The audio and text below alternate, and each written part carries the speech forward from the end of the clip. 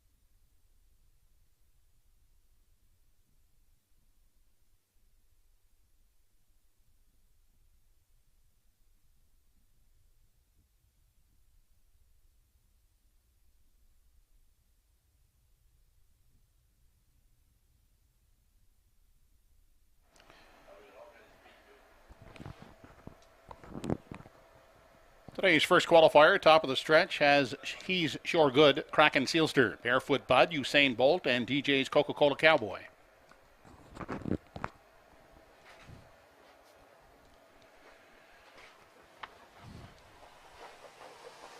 They're off in the first qualifier. DJ's Coca-Cola Cowboy is off the gate first, grabbing the lead. Away second. That is Barefoot Bud, followed out by Kraken Sealster third. Taking a seat in the 4 spot as they head by the opening 8th. That is Usain Bolt in the early trailer. He's Sure Good. Into the backstretch, single file. As the field of 5 qualifiers head to the opening quarter, led by DJ's Coca-Cola Cowboy. He's out there by 2.5. Barefoot Bud gives chase from the pocket second. Along the rail in at 3. The 2-year-old Kraken Sealster. Then we go back to Usain Bolt. And the 2-year-old He's Sure Good is sitting a tight up 5th now as they race on over to the 3/8. They're still led by DJ's Coca-Cola Cowboy, quickly driving up now on covered second. And driving after the leader, that is Kraken Sealster. And Kraken Sealster looks to take over as they round the top turn and approach the half. Kraken Sealster the outside at the rail, DJ's Coca-Cola Cowboy. Then along the inside, dropping back, gapped out at 3rd. He's Barefoot Bud. To the outside goes Usain Bolt in 4, and still 5th is He's Sure Good. Into the lower turn, they head now to the 5/8 and still holding the lead. That's DJ's Coca-Cola Cowboy. Now settling out the rail. In the 2 spot is Kraken Sealster. Inside, Barefoot Bud is 3rd. Uncovered outside is Usain Bolt in 4, and 5th to the outside goes He's Sure Good. The quarter was 31-1. The half reached in 103 flat. On through the backstretch as they near the 3/4. DJ's Coca-Cola Cowboy still shows the way. Usain Bolt working up to second on the outside. 3 high. Here comes He's Sure Good. And inside is Kraken Sealster 4th. To the outside from 5 is Barefoot Bud. They're 3 wide as they race on to the 7/8. The far outside, He's Sure Good takes over the lead. Usain Bolt is second. Then on the inside, DJ's Coca-Cola Cowboy to the outside in 4. That is Barefoot Bud. 134-2 was the 3/4. They turn down the lane final time, and He's Sure Good has taken over. Usain Bolt is the second one, but it's He's Sure Good drifting out to win the first qualifier. Barefoot Bud finishing second, and 3rd is Usain Bolt. The mile in 2:05 3/5.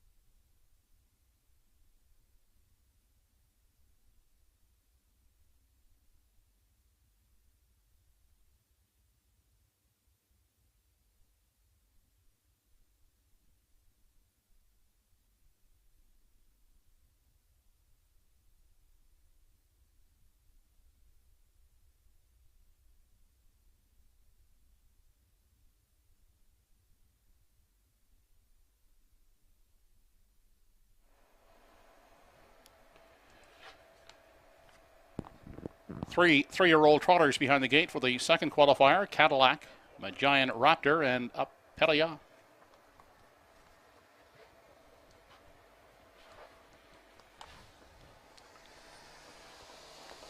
They're off and trotting with Apelia away first to grab the early lead. Cadillac on the inside emerges second, and the early trotter is Giant Raptor. The trotters head to the opening eighth on their way into the backstretch for the first time, led by Apelia, out there by 2.5, 3. Cadillac on the inside, he is away second and dropping back to third. That is Giant Raptor.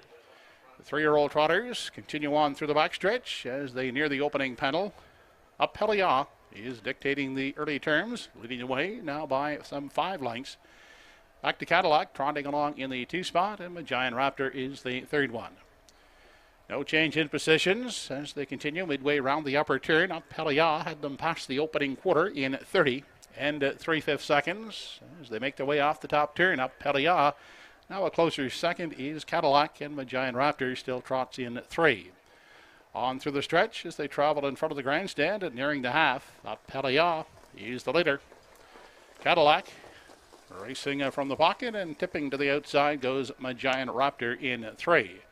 Into the lower bend, they head now to the 5/8. Apelia and Cadillac still the top pair. And back there at third, that is Giant Raptor. They've trotted the half in 1:02 and 4. On through the backstretch for the final time, nearing the 3/4. Apelia out there by 3 lengths on Cadillac, and Giant Raptor trots along the rail in 3. There's still no change. They're single file as they race into the turn on their way to the 7/8. Apelia is still the boss. Had them past the 3/4 mile mark in 1:33 and 3/5 seconds. Still holding second is Cadillac, and Giant Raptor now gapping out a bit there in 3. They round the top turn and trot into the lane now for the final time as they race on through the stretch. It is Apelia, and Apelia will take the qualifier over Cadillac and Giant Raptor.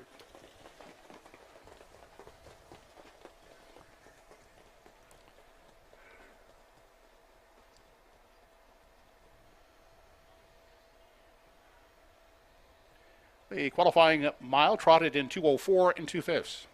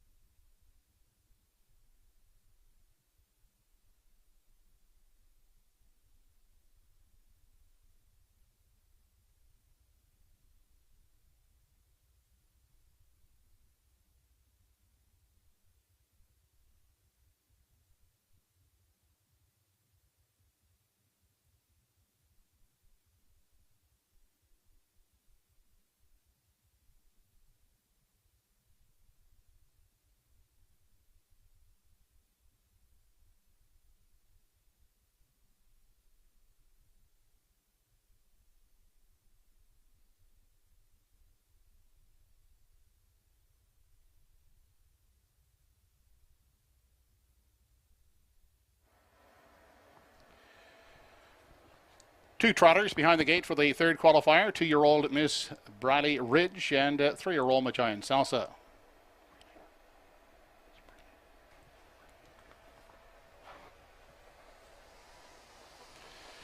They are off and trotting. They race into the lower turn. Miss Bradley Ridge emerging with the early late on the outside, crossing over. Majian Salsa will trot from the 2 spot. The young trotters head to the opening 8th, led by Miss Bradley Ridge. Out there by 2. Majian Salsa trots along the rail now in 2. On to the backstretch for the first time as they near that opening panel. Miss Bradley Ridge is trotting on the lead, leading it by 2 over Majian Salsa, the 3-year-old, as they continue into the turn on their way to the 3/8. Miss Bradley Ridge trotted that opening panel in 33 and a 5th. As they continue past the 3/8 and off the top turn, Miss Bradley Ridge maintaining that 2-length advantage on Majian Salsa, who now tips to the outside second. On through the stretch now as they near the half. Miss Bradley Ridge holding the lead, now being pressured on the outside by Majian Salsa, getting a little steppy there as they race into the lower turn on their way to the 5/8. Miss Bradley Ridge now back to a 2.5 length lead with Majian Salsa in pursuit second. They were past the half in 1:07 and 1/5 second. They continue on into the backstretch. The trotters head to the 3/4. Miss Bradley Ridge holds the lead. Majian Salsa now looks to come back to the outside to challenge once again as they race past the 3/4 mile mark. It is Miss Bradley Ridge. 3 parts of a length is the lead. Majian Salsa on the outside is second as the trotters head to the 7/8. Miss Bradley Ridge is still in control. Outside Majian Salsa. The 3/4 trotted in 1:39 flat. They have an 1/8 left to come as they move off the top turn. On the outside, Majian Salsa looks to overtake Miss Bradley Ridge as they trot into the lane now for the final time. Miss Bradley Ridge on the inside. On the outside is Majian Salsa at the line. Miss Bradley Ridge wins it by some 3 parts of a length over Majian Salsa.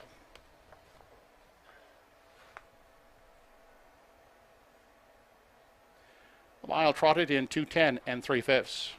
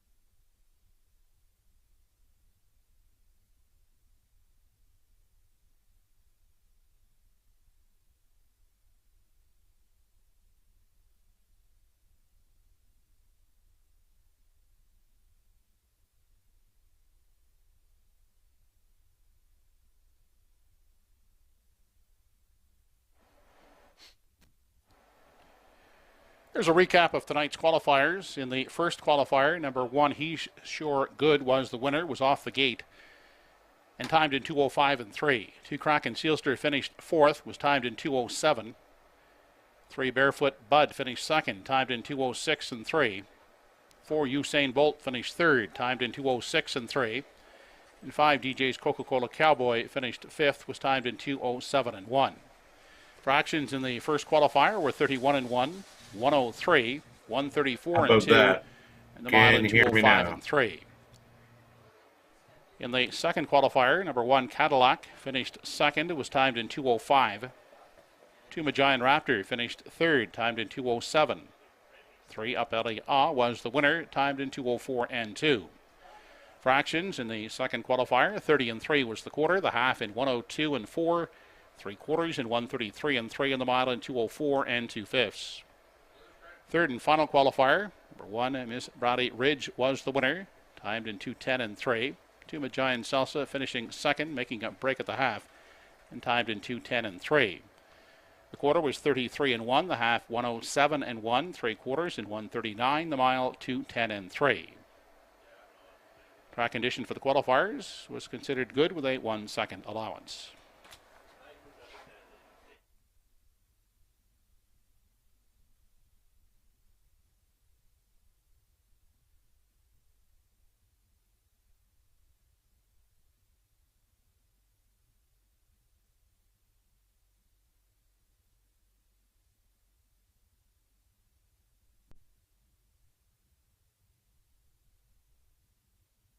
I'm going to push it, so go ahead and do your check.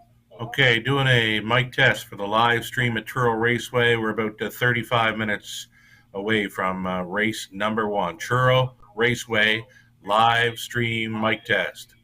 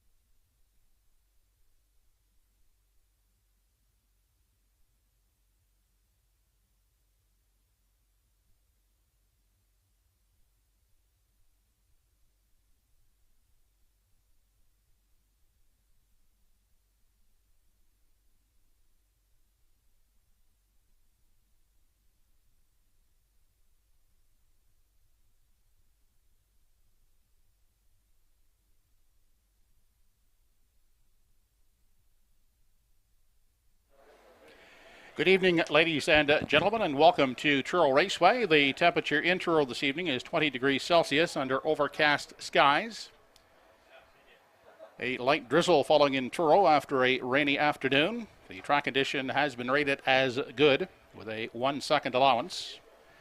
The card this evening is conducted under the rules and regulations of the Atlantic Provinces Harness Racing Commission. Senior judge this evening is Alex Monroe. The associates are Harry Trenham and Mike Ellsworth. Here are the program changes on this evening's card. You have 2 scratches on the program. First occurs in race 4. Number 1, Nay Monster will not start. The entry is sick. Race 4, scratch 1, Nay Monster. The only other change thus far is in race 8. In the 8th race, number 4, Don't Ask Logan, has also been scratched sick. Race 8, scratch the 4, Don't Ask Logan. Post time for this evening's first race is set for 6 p.m. That's in less than 21 minutes. The mutuals are open and selling.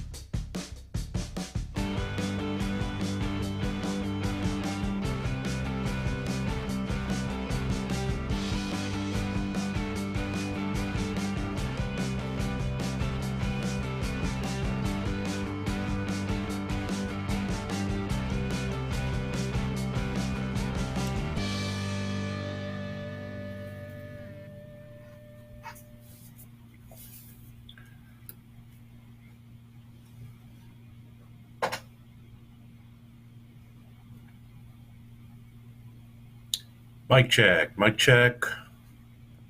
1, 2. Truro live stream getting underway in 19 minutes to post time here at the Truro Raceway. The track condition is a little off here this evening, at least for racing at Truro this evening, right? They had to cancel over at Red Shore Summerside due to heavy rains on Prince Edward Island. So we do have maritime racing on tap here this evening with 9 races featured and a 2-year-old event. Right off the bat, race number 1. It's 2-year-old Pacers, and all of them making their season debuts. Very rare to see any 2-year-old racing event anywhere on the continent where all starters have different sires. That's right. We've got 6 starters in the opener and 6 different sires for all the Pacers here in the Friday evening opener at the Truro Raceway. The feature event comes up in race number 8. It's the return of Bet 'em Again. Bet 'em Again back on home turf after trying the Walter Dale Invitational last weekend at Exhibition Park Raceway in St. John. Did leave quickly in there from an inside post, got to the quarter 27-2, but that was the only time he led that race. So winning the Walter Dale, congratulations to Connections of Time to Dance. American Risk, a great showing there to finish second best with that crew. Batter up Hanover, salvaging third there for Paul Langeal. So Bet 'em Again gets away from those invitational types, and we'll take on Truro's best this evening in the Winners Over event. $2,500 purse up for grabs, race number 8 this evening. We've got a pick 5 opportunity that will begin in race number 3. Give it some thought and take a shot. It's the dollar pick 5 wager beginning in race number 3 on tonight's program. We're about 17 minutes away now from race number one. Again, the track condition, it's off a bit, likely a second anyway. Did run some qualifiers earlier, I believe 3 qualifiers over the good going at Truro Raceway. I believe Joe Kelly will be by shortly here with the program changes and the like for your Friday evening at Truro Raceway. Sugar Oil, based out of London, Ontario, for Universal Media Studios, based out of Charlottetown, Prince Edward Island. We're bringing you live Truro Raceway action on a Friday evening. Best of luck to all racing and playing tonight.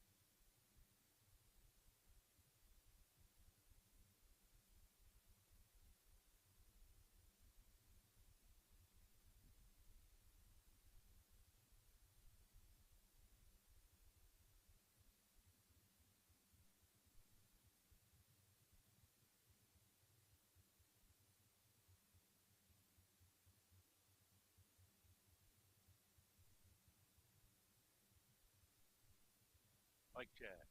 Mike check. 11 minutes to post time. Truro Raceway on a Friday evening.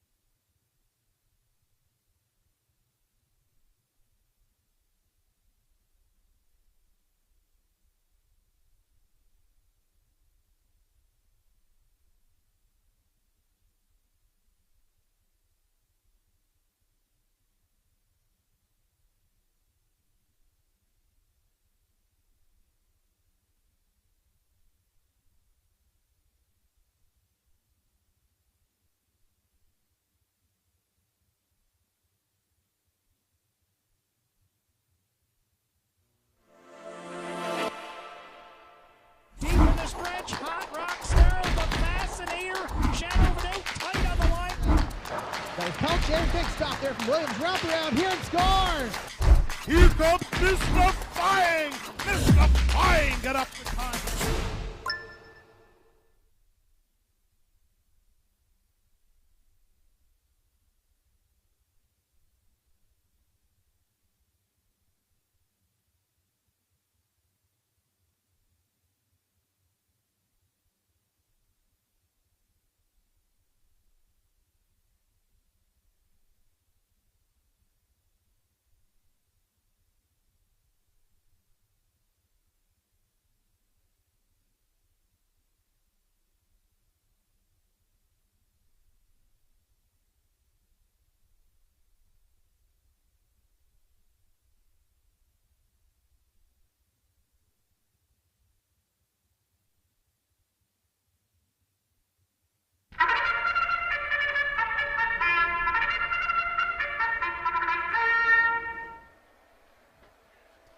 Horses now on the track and on parade for race number 1 of the evening. It's a conditioned event for 2-year-olds. Now winners of one race lifetime. They're all making their first parimutuel start. Post 1 is Tobin's Profit.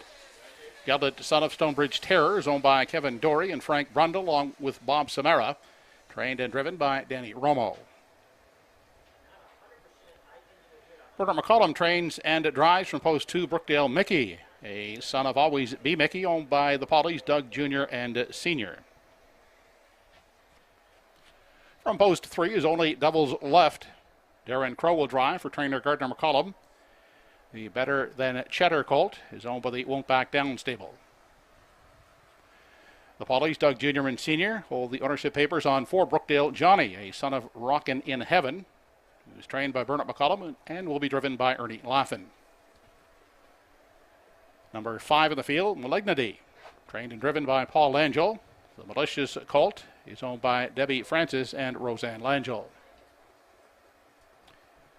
And rounding out the field from post 6, Run for the Money, a filly by Sportswriter, owned by Full House Racing of Truro, trained by George Renison.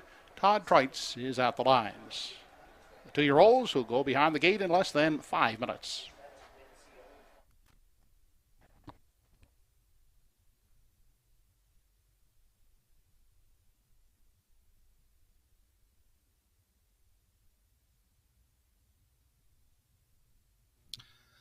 There you have it, folks.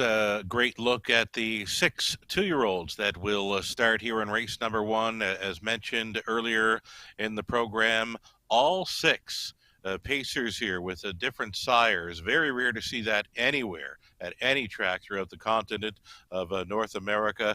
6 2-year-old pacers, all making their career debuts. 6 different sires for all of them. Top selection for myself here, right on the bit. Number 1, Tobin's Prophet, $25,000 yearling purchase at the Atlantic Classic yearling sale. And Tobin's Prophet is a half brother to Tobinator, full brother to Tobin's Lightning. Danny Romo training and driving for Dory, Brundle, and Samara. Liking this one to kick things off. So too is the betting public right now. 4 to 5 choice, Tobin's Prophet.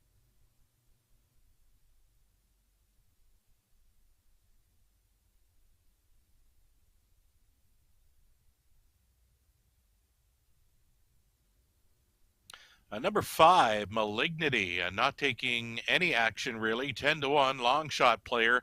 Thus far, the 5, Malignity. I like this one going out for trainer driver Paul Langell. The Roan colt son of Malicious is owned by Debbie Francis along with Roseanne Langell. This Roan did everything right in the qualifier, passed the horse and came home with a 28-3 final quarter. I believe he's a must play. I like him. Malignity for a long shot play here, the co-longest shot on the board. I'm going to stick to it for the play spot. Also of note there, that 5, Malignity, half brother to Royalty West Ho, $280,000 winner. A mark of 150-4. Malignity. Again, half brother to Royalty West Ho.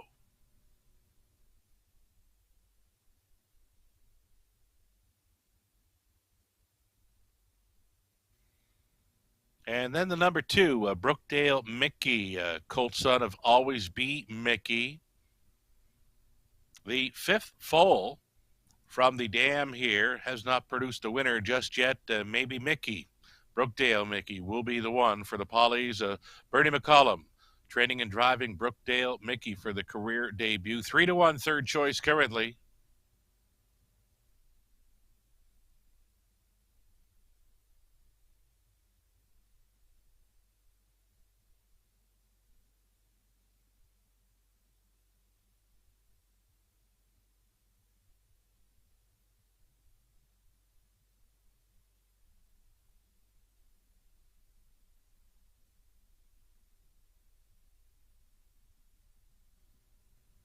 Another 2-year-old here and another Brookdale starter for the Pollies. Brookdale Johnny at a post 4, the colt son of Rockin' in Heaven. Second full from the dam, Brookside Gia. No winner produced just yet. Brookdale Johnny. Ernie Laffin on board for trainer Pooker McCollum.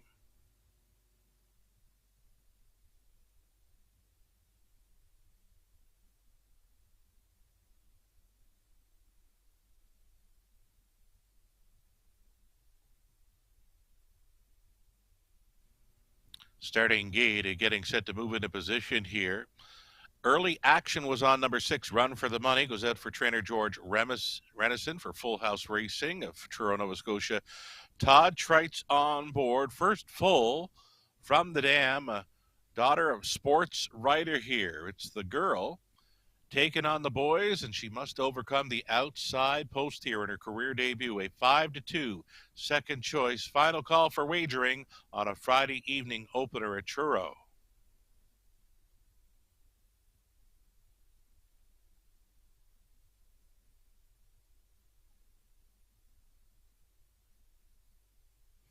One final horse to take a look at here. It's the 3, Only Devils Left. This one is a full brother to the lightly raced Southside Eddie. Racing currently for Darren Crow. Darren on the lines here of Only Devils Left for the Won't Back Down stable. Trainer Gardner McCollum, this 2-year-old colt son of Better Than Cheddar out of Ainsley Noel. Again, a full brother to Southside Eddie. We've seen him do some pretty good things in his early stages over Truro, and here is Only Devils Left, looking very sharp, getting set to line up.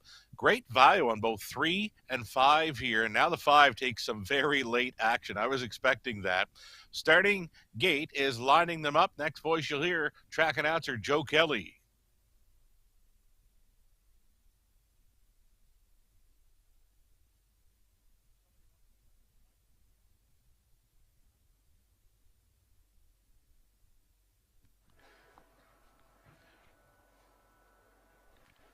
Two-year-old field is moving up behind the Home Hardware Building Center starting gate for the opener. It's post time.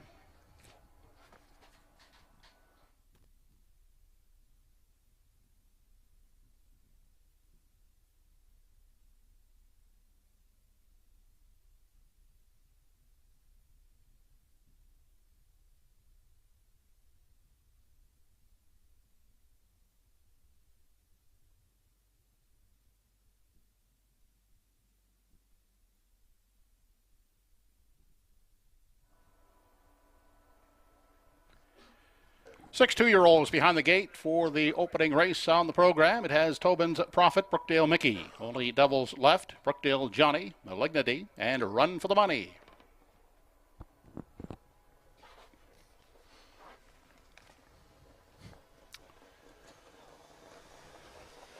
They're off, and off stride behind the gate went Only Devils Left, shooting out for the early lead. That's Brookdale Mickey along with Brookdale Johnny. The stablemates alongside each other as they race by the opening eighth. Away an unhurried third. That's Tobin's Prophet crossing over from post 6. Run for the Money has found room at the rail in 4. Away fifth is Malignity. And the gate breaker Only Devils Left trails the field. The 2-year-old sits single file, but not for long. There goes Tobin's Prophet now quickly, charging up on the outside. Now we'll look to wrestle the lead away from Brookdale Mickey as the 2-year-olds arrive at the opening quarter, and Tobin's Prophet has taken over the lead, giving way. Brookdale Mickey will race out of the pocket. Next in line third, that is Brookdale Johnny. Then Run for the Money. He's still back there in 4. The 5th in line is Malignity, and the gapped out breaker is Only Devils Left. The quarter was paced in 30-2 as they continue off the top turn. And into the stretch now as they approach the half. Tobin's Prophet now pulling the pocket. That is a Brookdale Mickey racing on the outside as they race past the midway point. It's Tobin's Prophet in control outside. Brookdale Mickey a handful second. On the inside racing third is Brookdale Johnny, followed fourth on the inside by Run for the Money. And back pacing in 5 is Malignity. And at the back, Only Devils Left. The half, a minute 2/5 onto the backside for the final time as they approach the 3/4 mile mark. Tobin's Prophet at the rail on the outside. That is Brookdale Mickey. The Colts battling through the stretch, the back stretch as they approach the 3/4. In behind them, Brookdale Johnny getting a good trip in 3. To the outside now goes Run for the Money from 4. Malignity is back there in 5. They head now to the 7/8, holding a slight advantage. Tobin's Prophet at the rail outside. Brookdale Mickey uncovered second. Brookdale Johnny on the inside is pacing third. Gap in the cover outside. Run for the Money in 4. On 8th left to come for the 2-year-olds. 1:30-4 wants the 3/4, and Tobin's Prophet leads them on through the stretch. Brookdale Johnny on the inside. On the outside is Brookdale Mickey on through the stretch, and Tobin's Prophet will take the 2-year-old opener over Brookdale Mickey and Brookdale Johnny.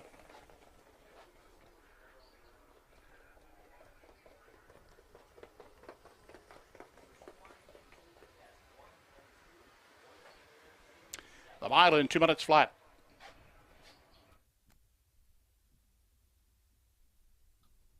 There you have it, folks. Very first look at a 2-year-old race in Truro, and it goes to 1. Tobin's Profit. Sharp final quarter, 29-1. So Tobin's Profit did all the work and does get paid there for trainer-driver Danny Romo. As mentioned, Tobin's Profit, the half-brother to Tobinator, the full brother to Tobin's Lightning. 2-year-old gelded son of Stonebridge Terror for Dory, Brundle, and Sumara. And as mentioned, $25,000 yearling sale purchase, the Atlantic Classic yearling sale last fall. Prince Edward Island, 30-2, a minute 2 fifths, 130-4, and as mentioned, 29-1 on the end for a maiden mark. 2 minutes flat, the 2-year-old Tobin's Profit winning over Brookdale Mickey. Got a little rank in the pocket, approaching the half, and Pooker tipped him out wide, tried to put him back in. Wasn't going to happen, though. Brookdale Mickey overcame that first up trip forever to finish second best. Brookdale Johnny rounding at the try. Nice finish there for Malignity, the 5-horse, up for fourth. And how about the filly? Run for the Money. She's not very big, but she appears to have a nice little motor under the hood there for Renison. Todd Trites on board the filly. Run for the Money, finishing fifth in there again. She appears to be kind of small, but you know what? She travels well. And then no shot for the early breaker, Only Devils Left. He's kind of somewhat like the brother Southside Eddie, right? Full brother Southside Eddie did have a few braking issues there beginning his racing career, so Only Devils Left. Full brother there, break behind the gate, took every chance away from that one. On their way back to the winner's circle, Tobin's Profit with Romo. Sharp-looking 2-year-old kicks off the Friday evening at Truro.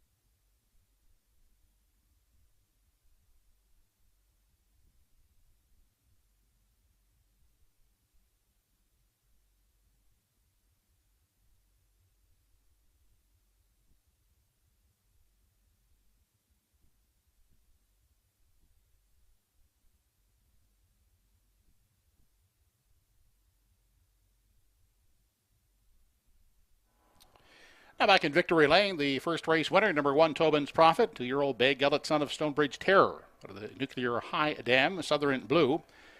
He's owned by Kevin Dory and Frank Brundle, along with Bob Samara, trained and driven by Danny Romo. Tobin's Profit winning his career debut in 2 minutes flat.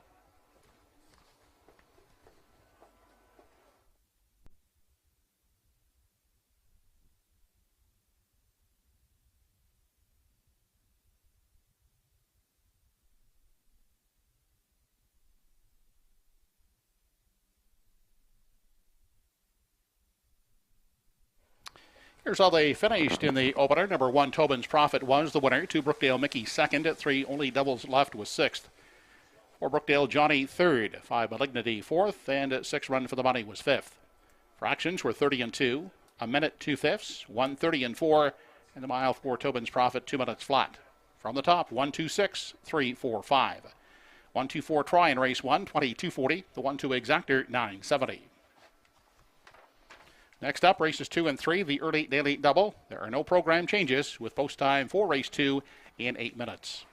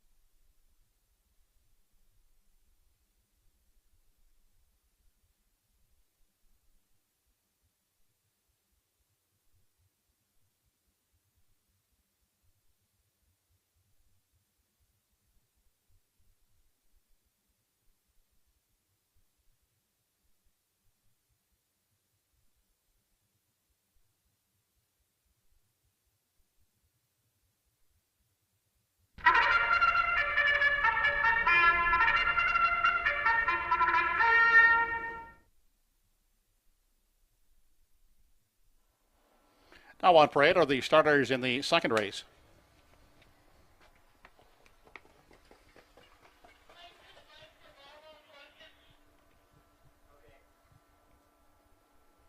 From post 1 in race 2 is Riding Like You Stole It, owned by Wayne Webby and driven by Mark Webby.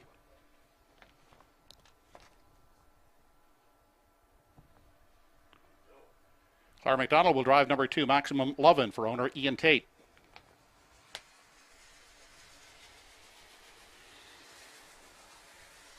Jack Flash is the gas from post 3, as Henry Smallwood in tow for Cyril Harvey.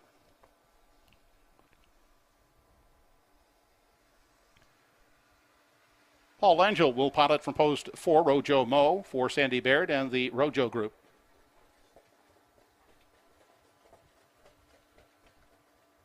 Tracy McQuaid's Deolicious will leave from post 5. Bruce McGeen gets the drive.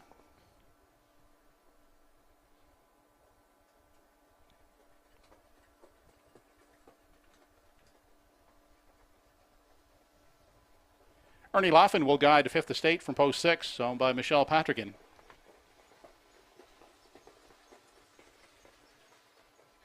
Brendan Crow and the estate of Charlie Piper, the owners of 7, Tobin's Reward. Darren Crow in the sulky.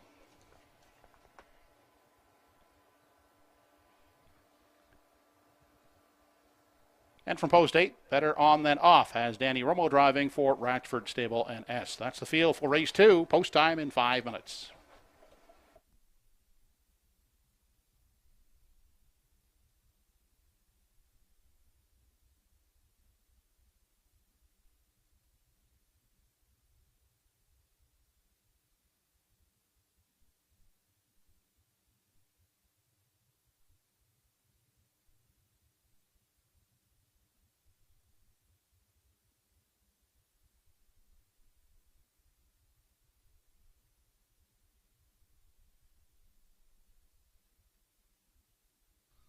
Four minutes away from race number 2. Now that you've got your Maritime 2-year-old Friday night fix on Tobin's Profit there for Danny Romo in the opener.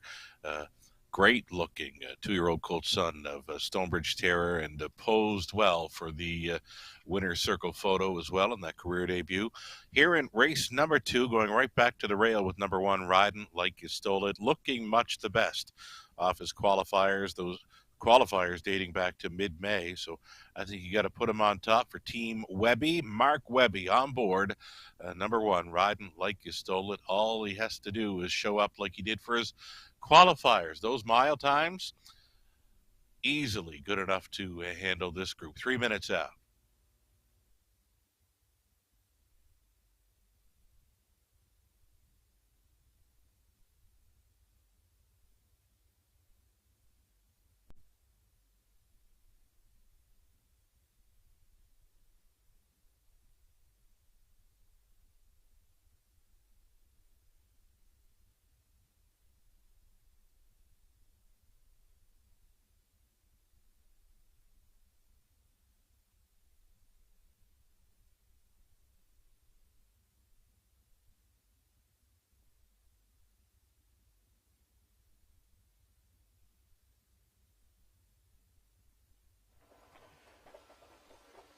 Now on the track is the 8, Better On Than Off.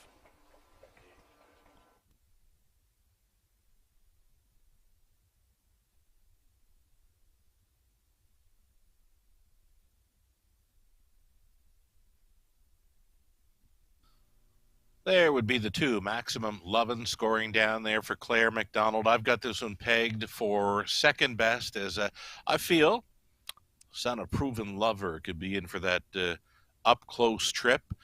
Much improved, 157 in 1 mile in his latest, so going in the right direction for sure. Number 2, Maximum Lovin', loving this one for second best in the exacta behind the heavy favorite.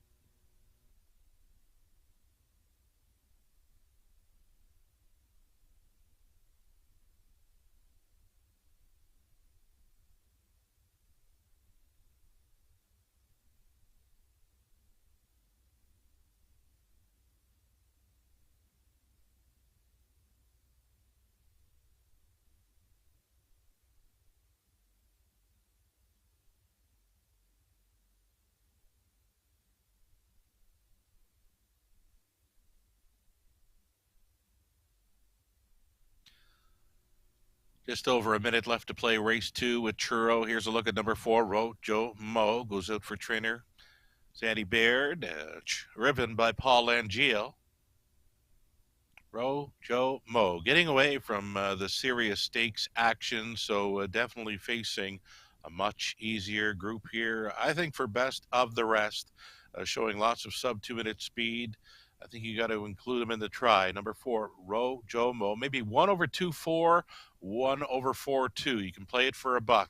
$1 wheel, 1 over 2-4 here for race number 2. I'm sticking to it.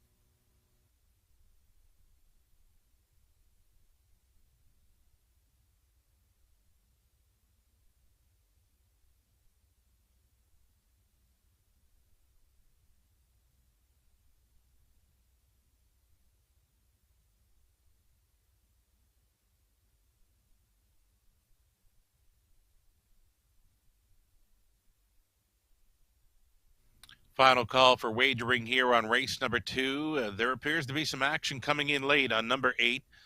Better on than off. Danny Romo would be winning races 1 and 2 should he get the job done with that outside starter. Number 8, Better on than off. I'd like him more if he was drawing towards the inside from an outside post.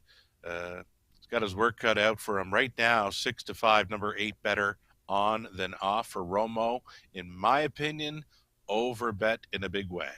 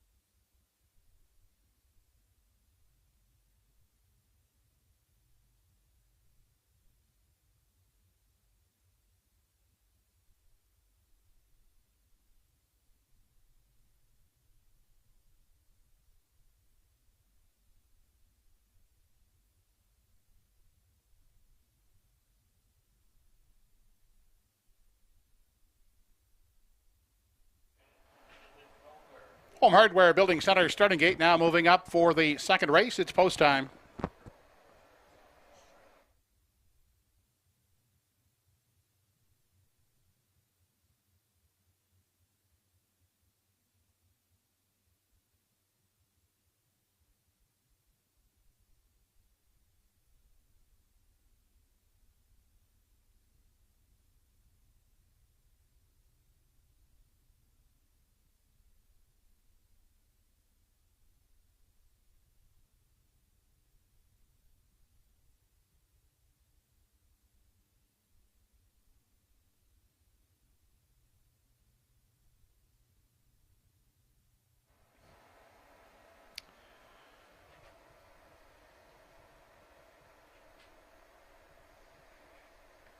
Race number 2 of the evening, riding like you stole it, Maximum 11. Jack Flash is a gas. Rojo Mo, Deolicious, Fifth Estate, Tobin's Reward, and Better on than off.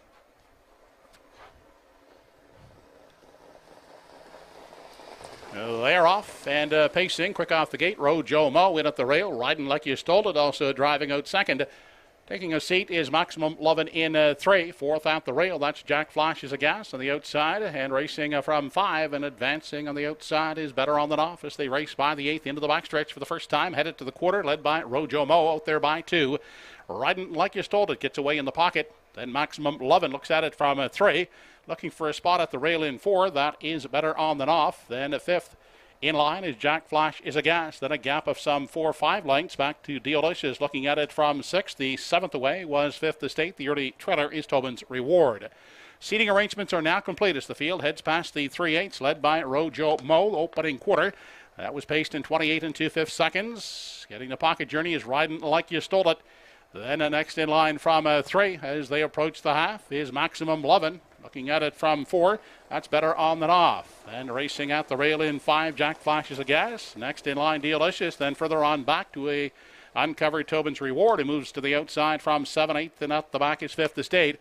They continue past the 5/8. The half reached in 58 seconds flat, and Rojo Mo continues on the front end, Riding Like You Stole It, biding his time in the pocket. Then Maximum Lovin' is racing a tight up third, and Maximum Lovin' will step to the outside uncovered as they race past the 3/4. Rojo Mo is the leader, Riding Like You Stole It now out of the pocket, and now out 3 wide is Maximum Lovin' third. In behind that trio is Better On Than Off, racing along the rail into 4. 5th in line is Jack Flashes a Gas. They continue 3 wide as they race past the 7/8, 127 and 4 3/4. Rojo Mo still in control as they make the final turn out in the 3 wide path. Maximum Lovin' second, Riding Like You Stole It pacing third. On down the stretch, Rojo Mo, Riding Like You Stole It, far outside Maximum Lovin'. Rojo Mo will prevail over Riding Like You Stole It and Maximum Lovin'. The mile in 157 and 3/5.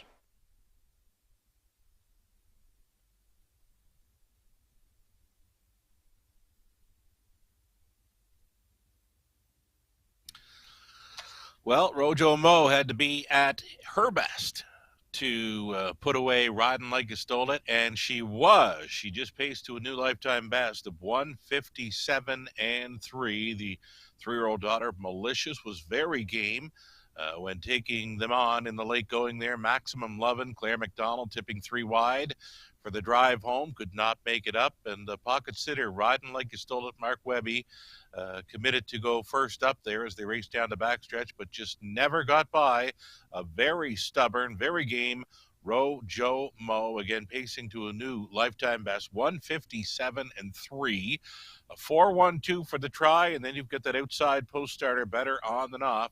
Was better this time out for Romo, finishing 4th in there. It's a 4, 1, 2, and 8. Top 4 unofficial. We'll see.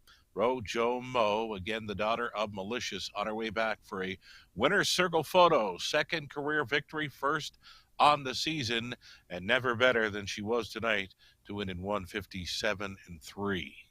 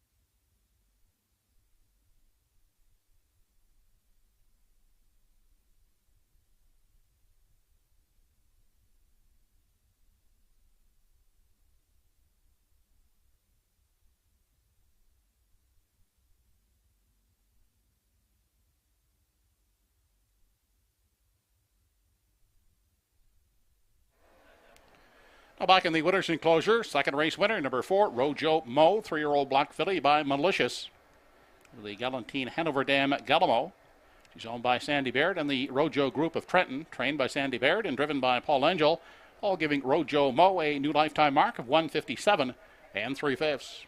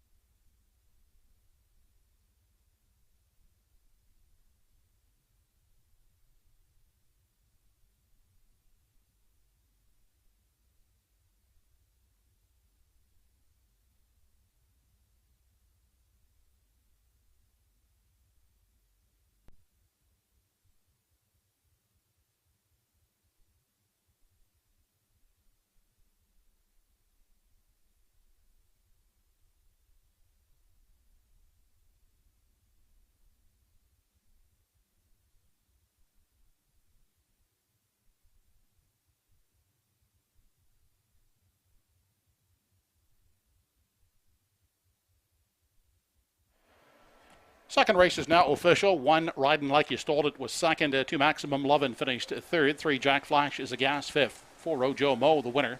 5 Dealicious sixth. 6 Fifth Estate was eighth. 7 Tobin's Reward finished seventh, and 8 Better On Than Off fourth.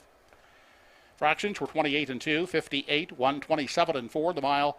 A lifetime best for Rojo Mo, 157 and 3/5.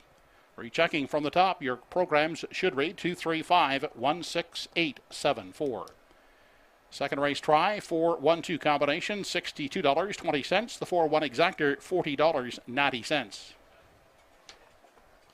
Third race coming up. It's the first leg in tonight's pick 5. The only change affecting the pick 5 is in the fourth race. Number 1, Nay Monster, is scratched sick. Post time for the third race. Again, the first leg of the pick 5 in 10 minutes.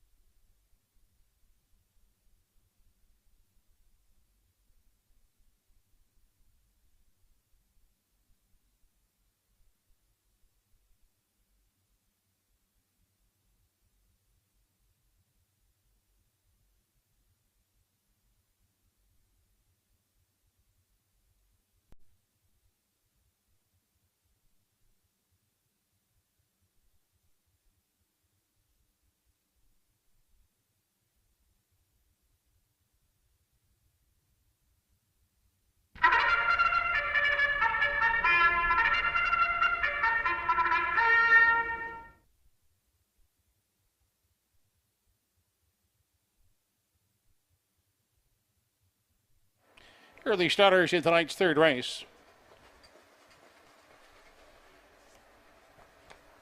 Race 3, first leg of the pick 5 sequence. Number 1 is Coot Cobbler. Greg Monroe drives for the Autumn Gold Stable.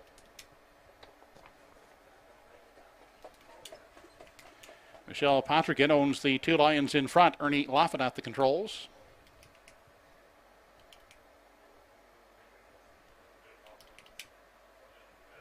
Paul Angel will drive from post 3. Whitmer Maria for owners Debbie Francis, Wayne McRae, and Fonzie McCackern, along with Roseanne Langell. Paisley McCollum owns number 4, Timel Charmer. Bernard McCollum in the bike. Andy Campbell gets the drive on 5, Kingston Sealster, owned by Clayton Stevens. Robbie Smallwood owns and drives number 6, Pride of Paradise. He co-owns with Cyril Harvey.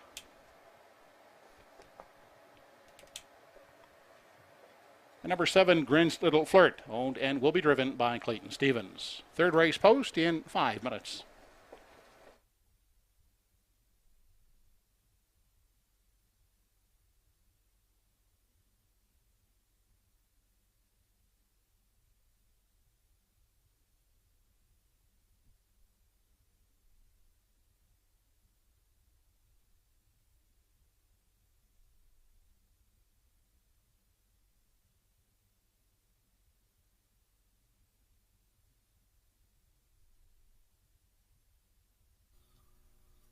Four minutes now. 4 minutes wagering time on race number 3, opening leg of the Pick 5 play. $1 base wager here on the Pick 5 play. My top selection, I'll stick to it here right now. Some pretty good value on 6. Pride of Paradise, 5-1. Robbie Smallwood hops on board. He co-owns with Cyril Harvey. First drive on the season for Robbie Smallwood at Truro. Pride of Paradise does have some gate speed, and check out Robbie Smallwood scoring this one down. It looks like he's going to be showing some early speed here off the wings of the starting gate. If he could get him to the lead, either on or near the lead here, Pride of Paradise gets a big shot at the win this opening leg of the Pick 5 play. Love the way he scored down. I could see him leaving in here. I could see him going all the way. Right now, the price is right. 4-1. Pride of Paradise, post 6 for Smallwood. Danny Romo, contact the paddock office.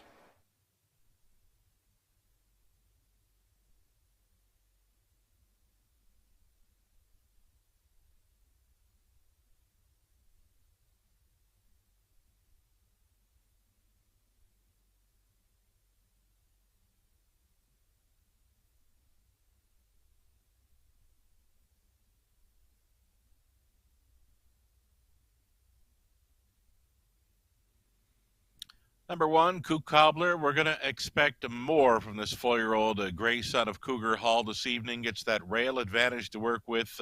No shot last time out from post 8. It was the 5-hole before that. And back to the rail in late May. Was cutting it out early and did stay on for second. That's what I see here. Some early speed and the rail advantage directing this one. Kook Cobbler to a second best finish. The exactor factor right now, though, at 2-5, definitely taking too much action for me. Third season at the races for Kook Cobbler, still a maiden coming into this one.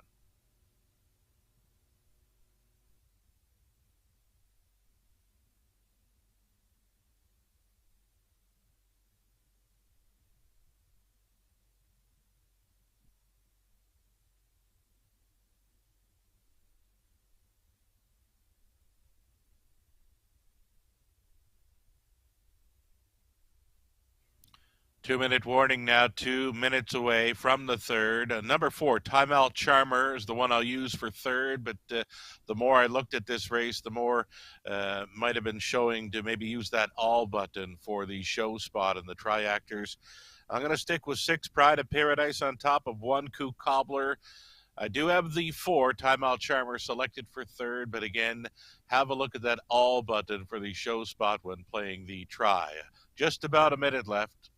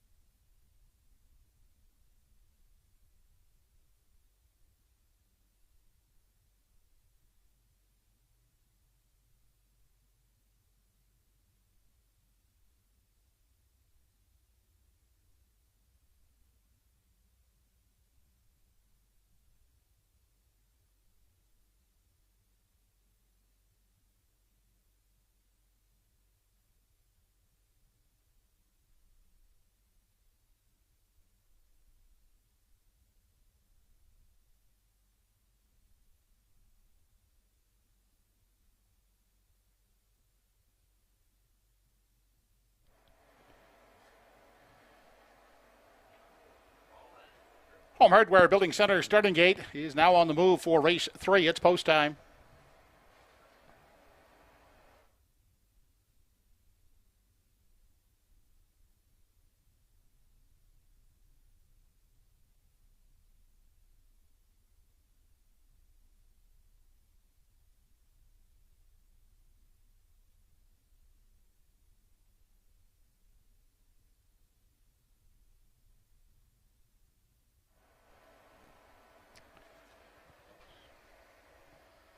Third race of the evening at the top of the stretch has Coot Cobbler, Lions in front, Woodmere Maria, Timel Charmer, Kingston Sealster, Prada Paradise, and Grin's Little Flirt.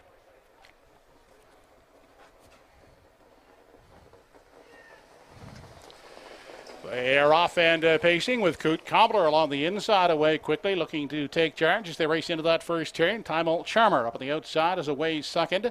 Then on the limb and pacing in 3 is Kingston Sealster. Out there 3 high in that first turn.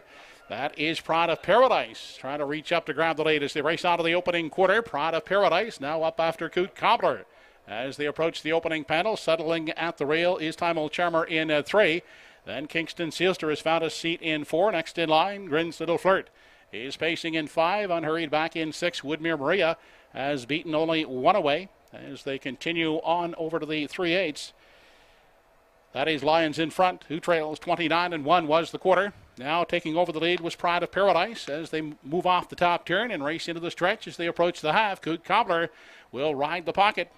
Then next in line and looking at it from 3, Timel Charmer.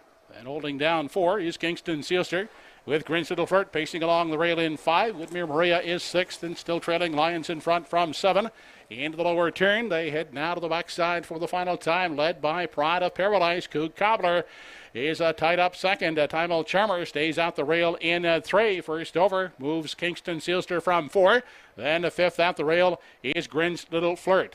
They were past the quarter in 29-1. The half reached in a minute 3/5, and Coot Cobbler out of the pocket up to take over the lead from Pride of Paradise. Inside, Timel Charmer is pacing in 3. Stalled first over is Kingston Sealster 4th. 3 high from 5 comes Woodmere Maria, but Coot Cobbler has taken over. Pride of Paradise in the pocket is racing second, followed by Timel Charmer in 3/4 in 1:31-4. They head past the 7/8 and off the top turn, and out of the pocket comes Pride of Paradise. Now back looking to reclaim from Coot Cobbler as they turn down the lane final time. Coot Cobbler is the leader on the outside. Pride of Paradise trying to close in. Coot Cobbler and Pride of Paradise on the outside. Coot Cobbler holding on to win it.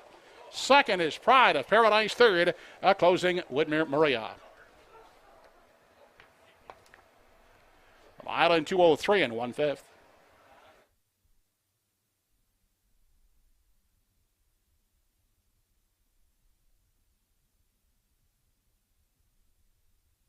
Wow, there was a lot of very late win money that did come in on Coot Cobbler there. Rode the pocket, some anxious moments for the ones that backed this maiden coming into race number 3, 4-year-old son of Cougar Hall. Coot Cobbler did make the front prior to that final turn. I tell you what, if number 6 Pride of Paradise could have left Coot Cobbler out there just a little bit longer to park through that final turn, no shot Coot Cobbler would have won that race. It was all a matter of making front and making it to the pylons prior to that final turn, which is what Greg Monroe did on board Coot Cobbler. For trainer Chuck O'Connor, the Autumn Gold Stables of Sydney have a winner now, and Coot Cobbler breaking the maiden, winning over. A bit of an off track there this evening at Truro, 2:03-1. Pride of Paradise. Oh, if he could have only left Coot Cobbler out there prior to that final turn, he would have been a winner. He just missed in the final strides there. Robbie Smallwood on board to finish second best, and Woodmere Maria showed some pretty good late pace to finish 3. It's right now unofficial, though it was called a Coot Cobbler a winner, 163 unofficial here. 163, and then 4 Timel Charmer in for 4th. A 1-9 favorite. Can't get any lower than that. As mentioned, some serious late action. Over $800 in win money played on number 1 Coot Cobbler there to break his maiden race number 3. There you have it. 2-3-1 maiden score. Coot Cobbler on his way back for his very first winner's circle photo.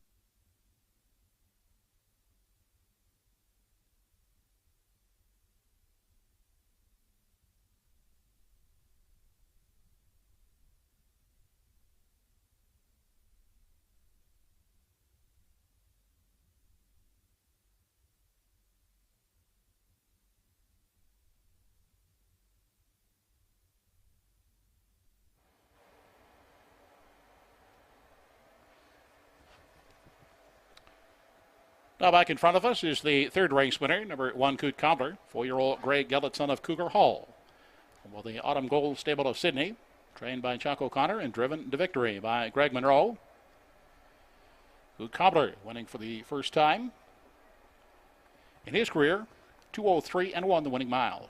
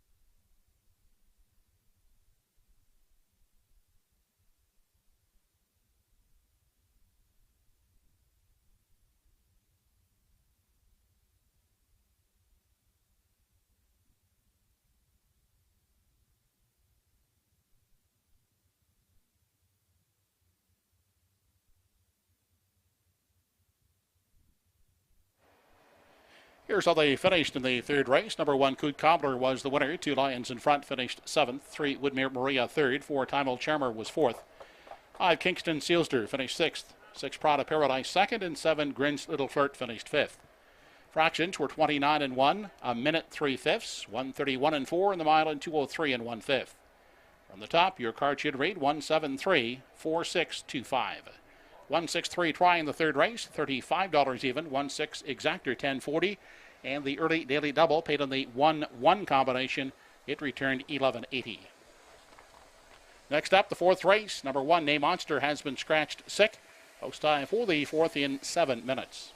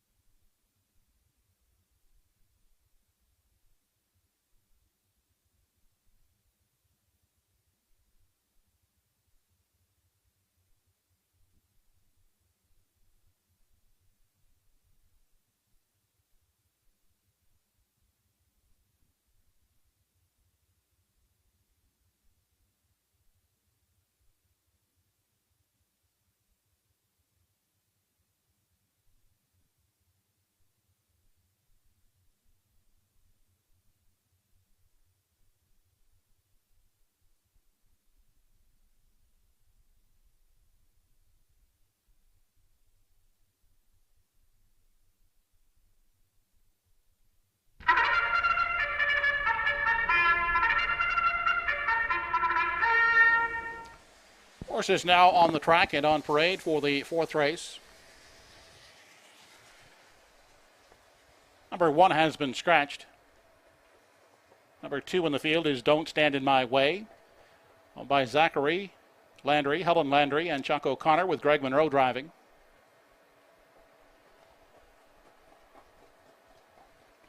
Todd Treitz has the drive on number 3, Desert d'Orléans. She's owned by Don Ellis Abbott.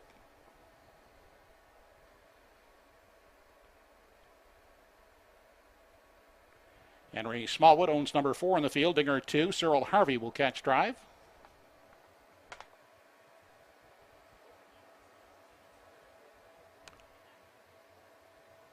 Paul Angel sits behind number 5, Preceptor, owned by Roseanne Langell.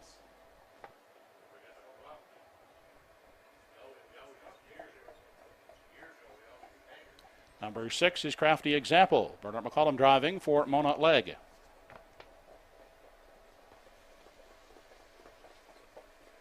Hilliard Graves owns and drives number 7, Senior Beach Babe.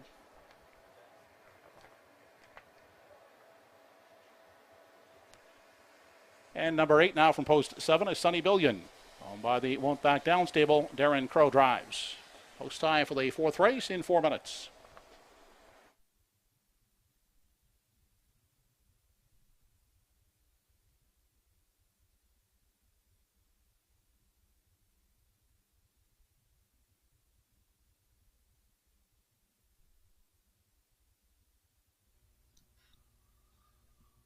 Four minutes to post time. Race number 4, so the opening leg of a pick 5 at Truro. Back in race 3, went to a 1-9 favorite in Coup Cobbler. I think we've just seen a first in maritime racing. Coup Cobbler, there's the win, a diminishing head victory to the 6 of Pride of Paradise. Coup Cobbler was 0 for 38 coming in. Breaks his maiden at 1-9. I don't believe I've ever seen a horse going into a race 0 for 38 go off at 1-9 odds. That just happened at Truro Raceway. Coup Cobbler breaks the maiden at Truro, and there's the win photo to prove it. My top selection here in the third. Make it the fourth. I'm going to stick to number 3, Desert d'Orléans, the 13-year-old. Goliath Bayema, free-legged mare. Todd Treitz stays on for the drive. It got tough last time out when leaving from an outside post. Back to an inside post. 2 in here. Last time Todd had an inside post, it was the rail advantage, and it was a gate-to-wire win for Desert d'Orléans. Then she came back to finish 3rd for Gilles Berriot. 2 back, and again, no shot last time from the outside post. Desert d'Orléans loving the chances here for this free-legged mare over the good going. 5-2, second choice currently for Todd Treitz.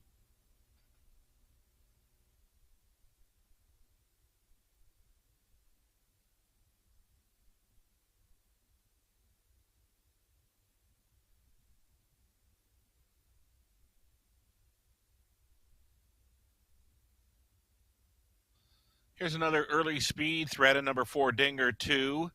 Now leaving from post 3. No shot last time out with the parking ticket. He'll be looking for a trip, I would assume, this evening. Cyril Harvey on board for the owner-trainer Henry Smallwood. Number 4, Dinger 2. Worth a look here at a nice price, 10-1.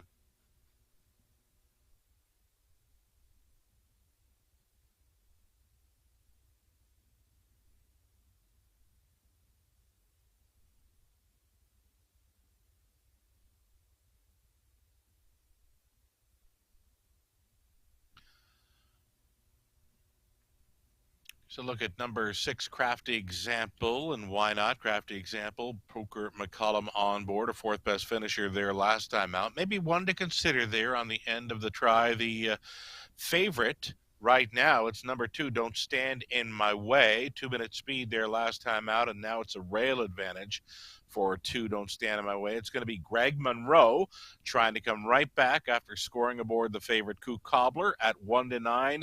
May go away as a favorite with number 2, Don't Stand in My Way here in race number 4. The current odds are 7-5. Just over 1 minute. Danny Romo, contact the paddock office, please.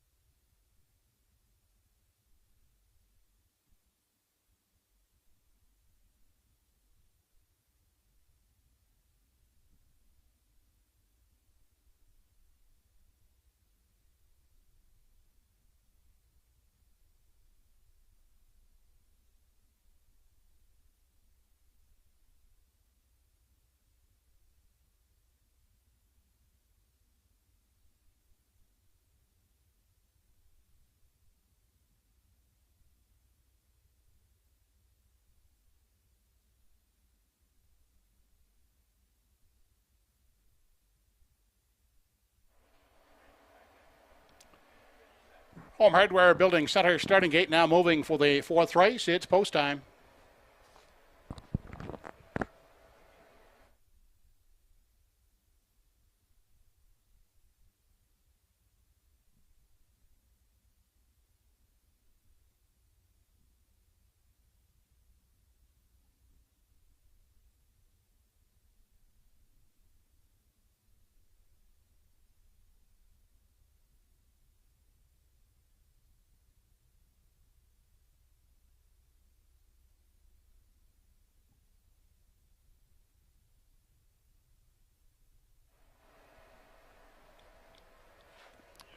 Race number 4, Don't Stand in My Way, Desert Orleans. Dinger 2, Preceptor, Crafty Example, Senior Beach Babe, and Sunny Billion.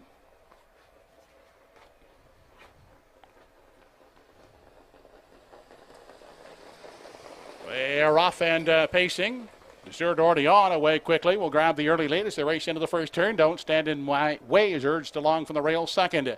Now taking a tuck. That's Dinger 2 in the 3 spot, followed out by Preceptor in 4. Caught outside, Senior Beach Babe from 5, then back to Crafty Example, and Sunny Billion trails the field. On into the backstretch, they head to the opening quarter. Outside and trying to clear the lead, that's Desert Orleans. Now giving way is Don't Stand in My Way. Not for long. Don't Stand in My Way. Back to reclaim now as they race on to the 3/8. Relegated to second is Desert Orleans. Then tied up a third sits Dinger 2, followed by Preceptor in 4. And looking at it from 5 is Crafty Example. To the outside comes Sunny Billion. And Senior Beach Babe now sitting at the back. 28-1 was the quarter. They round the turn and travel in front of the grandstand now as they approach the half. It's Don't Stand in My Way in control. Desert Orleans travels along in the garden spot. Tied up is Dinger 2 third. First over, here comes Crafty Example. Uncovered fourth. That provides cover to Sunny Billion, who takes the toe into 5. Sixth along the rail as they continue on to the backstretch is Preceptor. And Senior Beach Babe can see the ball as they continue on to the backstretch. The half paced in 59 seconds flat. On their way to 3/4 in pursuit of Don't Stand in My Way. Desert Orleans is second outside, and up to third now is Crafty Example along the rail. Dinger 2, nowhere to go from 4. Fifth on the outside, and looking to come 3 high, that's Sunny Billion. Along the inside, Preceptor is shuffled back and locked in a 6th and 7th, and trailing is Senior Beach Babe, but up front it's Don't Stand in My Way, still there by a length on Desert Orleans. Inside Dinger 2, now reclaims the third. Outside Crafty Example, still there fourth. They have an 8th to come. 1:30 and 1/3, and pocket pulling now. Here comes Desert Orleans up to engage. Don't Stand in My Way as they make the final turn, and Desert Orleans has taken over. Desert Orleans the leader. Outside Dinger 2 now second. Desert Orleans will take it here in the 4th. Finishing as second is Dinger 2 in the show spot, going to Crafty Example. Mile in 2:01 and 2/5.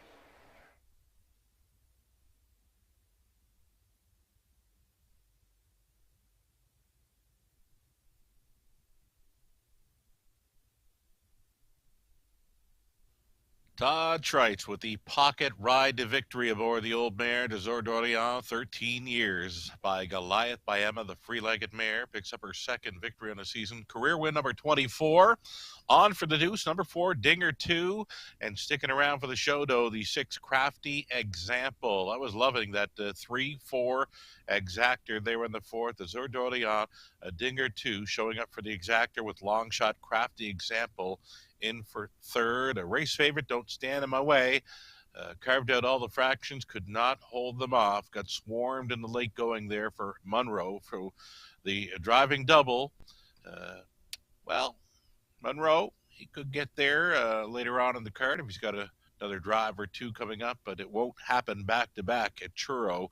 It is Desert Orleans. Todd Trites going to the winner circle. Again, her second victory on the season, and a tripped out trip tonight in 2:01 and 2 over the good going. That's a solid mile for that group.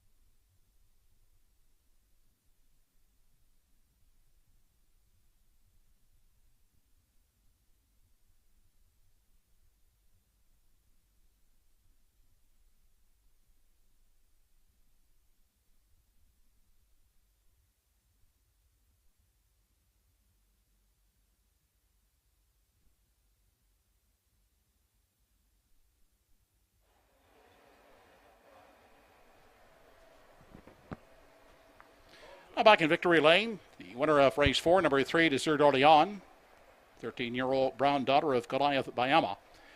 Don Ellis Abbott of Truro, trained by Donnie Ellis and driven by Todd Trites. Desert Orleans winning in 2:01 and 2/5.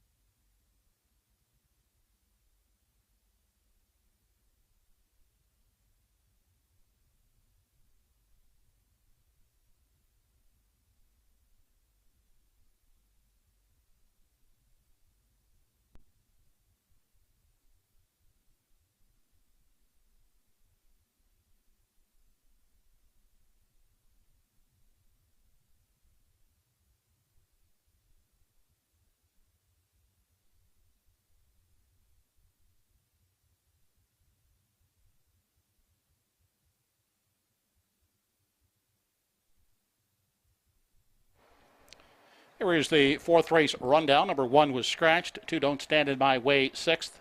3 Desert Orleans, the winner. 4 Dinger 2 was 2nd. 5 Preceptor, 4th. 6 Crafty Example, 3rd. 7 Senior Beach Babe, 5th. And 8 Sunny Billion was 7th. Quarter in 28 and 1, the half 59. 3 quarters in 130 and 1, the mile 2:01 and 2. Rechecking from the top, scratched 6 1 2 4 3 5 7. 3-4-6 try in race 4, $310.90. The 3-4 exactor, $31.50. Up next, the 5th race. No changes to your programs in race 5. Post time in 9 minutes.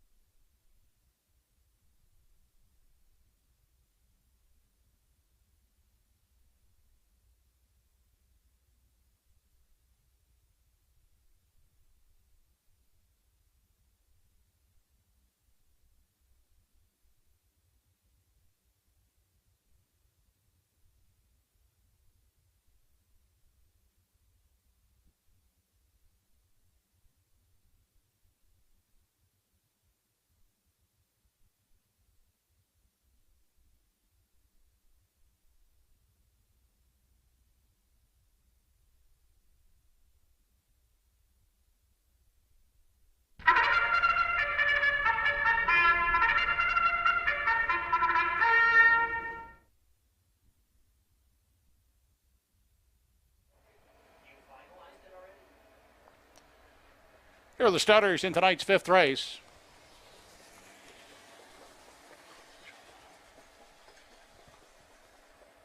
For Post 1, the Frontier Cruise, Jean and Jean Bellevaux, the owners, Darren Crow driving.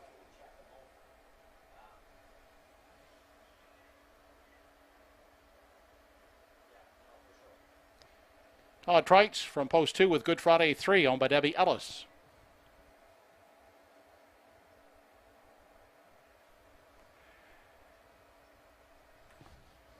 There's the 4, Lady in Paradise. Dave and Craig Carey, along with Ron Garland, are the owners. Greg Monroe drives.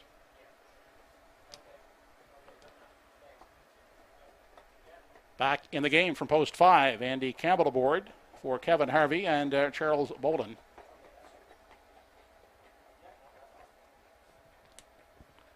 Evan Wilson owns and drives number 6, Big Engine.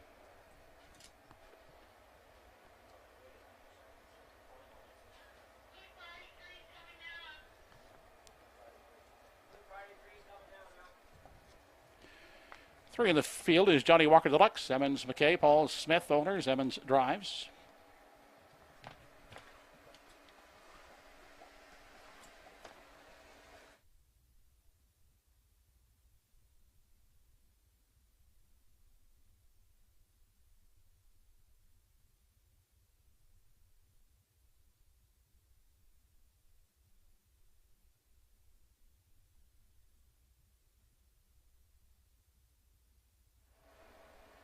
Now on parade is the 2, Good Friday 3.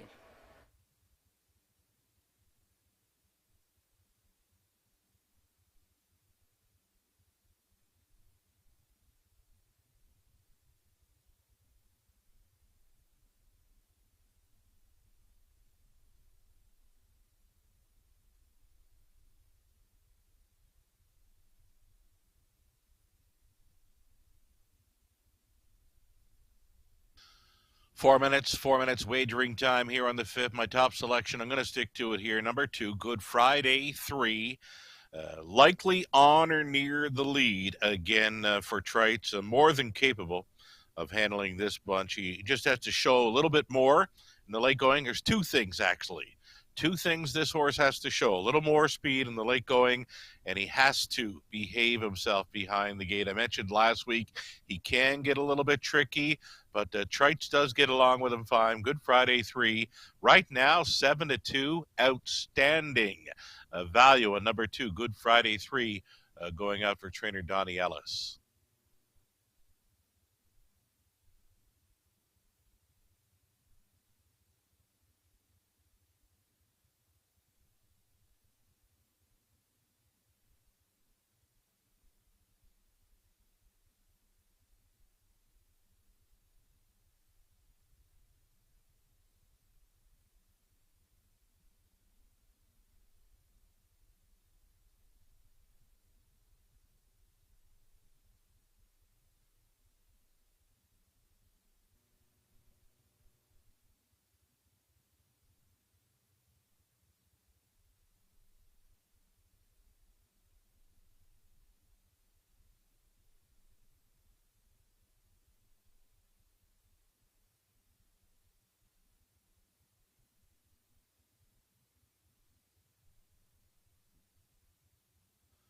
Two minutes now, 2-minute warning on race 5 at Truro. Here's the 5 back in the game and going back on board, Andy Campbell. Andy got a second with him in his season debut. 3 runner-up finishes at this level from 6 outings here in this season for the 5 back in the game, going out for trainer George Redison. Kevin Harvey sharing ownership with Chuck Bolin. The Exactor Factor, number 5, back in the game. Andy Campbell back on board.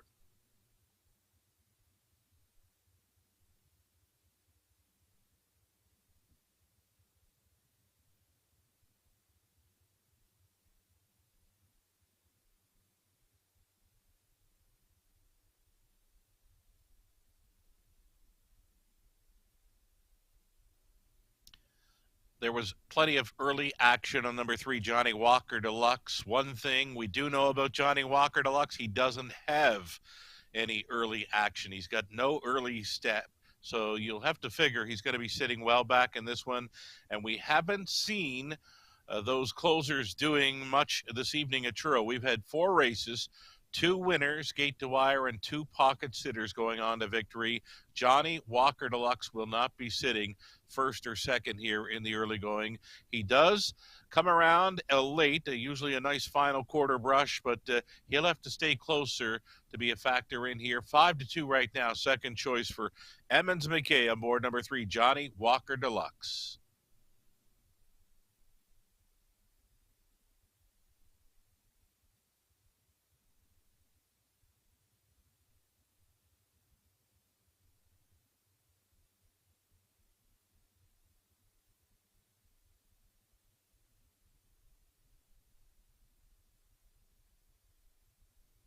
Here's number 1, Frontier Cruise, making the trip over from Exhibition Park Raceway in St. John. Showed a win last season over Woodbine Mohawk Park. It was 52-3. Trained by John Beliveau. Frontier Cruise gets a rail advantage to work with. A couple of wins this season, the latest being a gate-to-wire score over Exhibition Park Raceway. So this one likes to race up close. No shot. Johnny Walker Deluxe at a post 3 can sit first or second with this crew. Plenty of speed towards the inside. Even that 5 back in the game, likely to show some early speed right now at 4-5. Frontier Cruise, a decent value play right now for Crow at 7-1. Final call for wagers here on the 5th at Truro.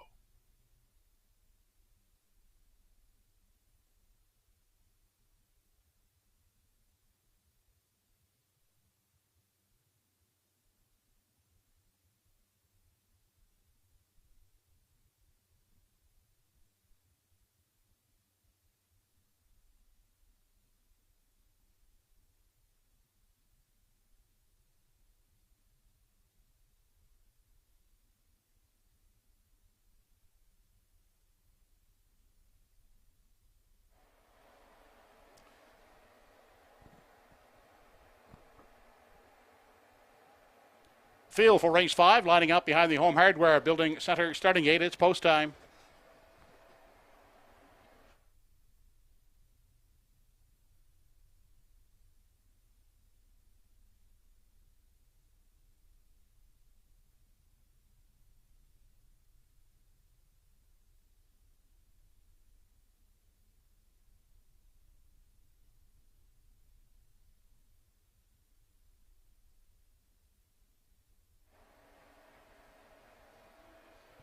Race 5, top of the stretch, Frontier Cruise, Good Friday 3, Johnny Walker Deluxe, Lady in Paradise, back in the game, and Big Engine.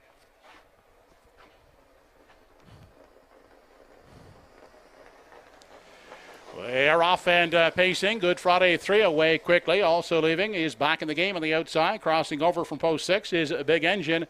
Then on the inside, and getting away third now as they head by the opening 8th and race into the backstretch is Lady in Paradise. Big Engine caught out 4th. Inside 5, Frontier Cruise. And the early trailer, Johnny Walker Deluxe. On into the backstretch. They head to the opening quarter. And Good Friday 3 is where he likes it on the front end. Out there by 2 as they arrive at the opening quarter. The pocket sitter is back in the game, followed closely by Lady in Paradise in 3. Next in line, that is Big Engine from 4. Frontier Cruise and unhurried 5th, and Johnny Walker Deluxe back trailing in 6th.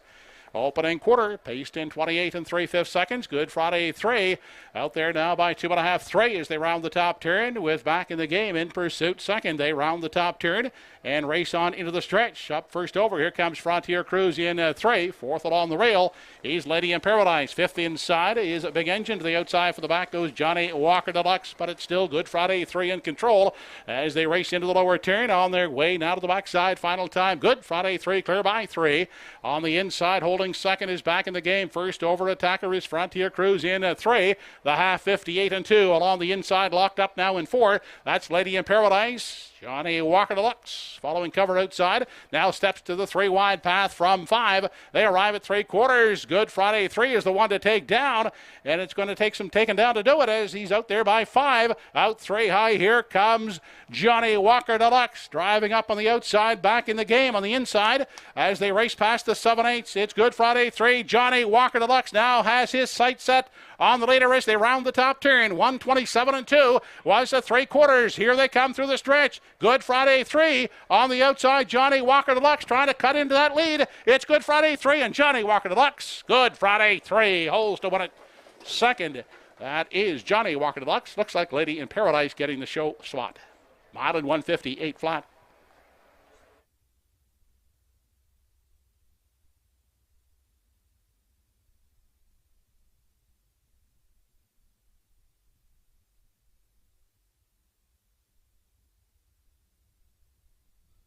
Good Friday 3. I mentioned he needed two things tonight to win this race. He had to mind his manners behind the gate, and he had to show a little more speed on the end. Todd Trites had him doing just that. It was Todd Trites looking after Good Friday 3 and Good Friday 3 looking after Todd Trites in this one. 10-year-old son of Mach 3 for career win number 29. Here is second on the season, gate-to-wire fashion over the good going in 158 tonight.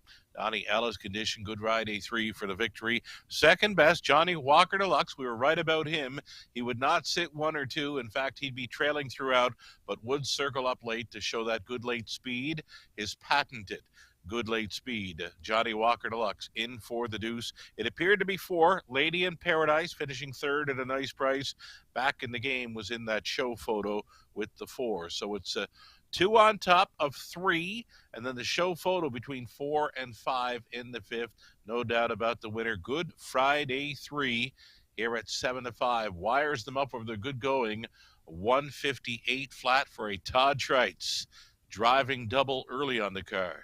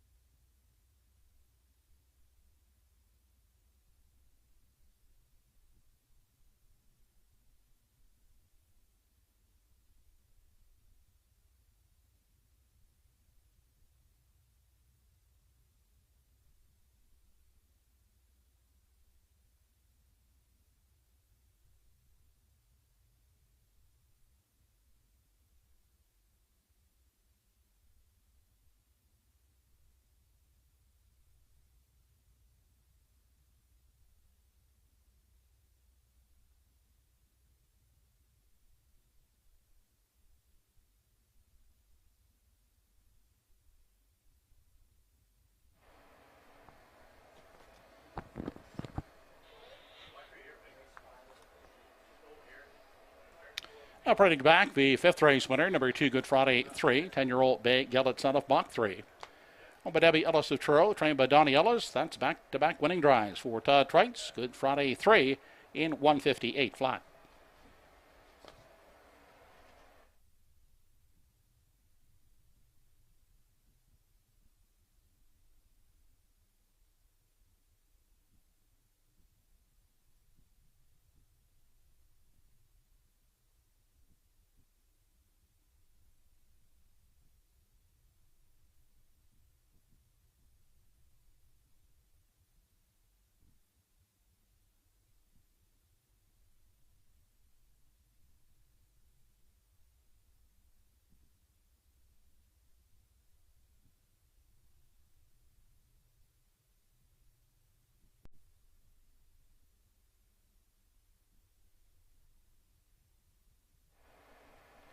Race 5 is official. 1 Frontier Cruise was 5th. 2 Good Friday 3 the winner.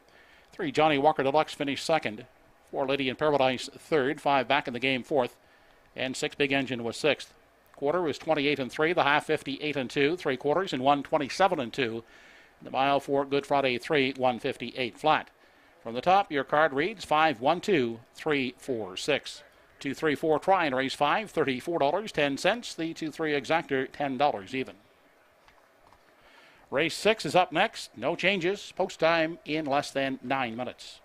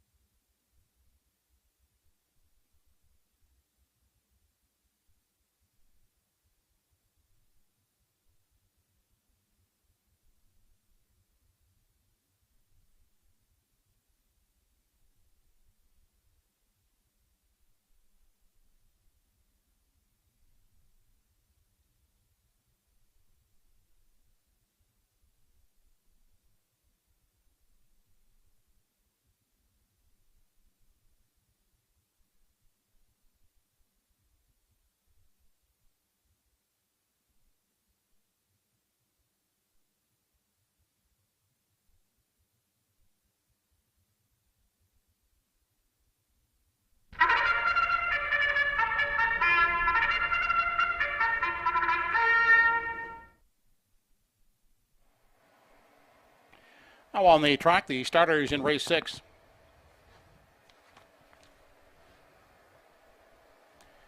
Introducing the field, number 1, Mighty Mouse, as Todd Treitz driving for the CC Stables.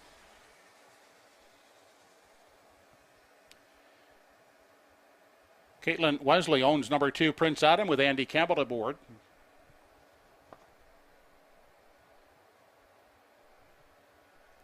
Paul Langell for Paul Burgess with number 3, Slightly Twisted.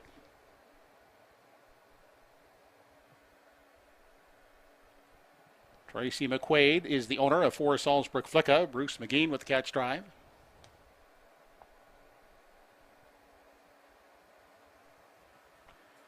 Robbie Smallwood drives number 5, Lucy with Diamonds, owned by Cyril Harvey.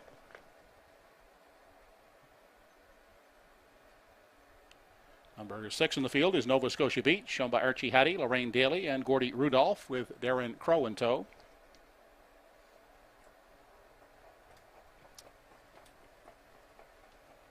Bernard McCollum has the drive on number 7, What's Up Doc, owned by John McClellan.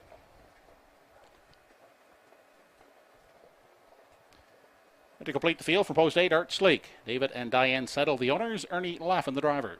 That's the field for race 6. They'll go behind the gate in less than 5 minutes.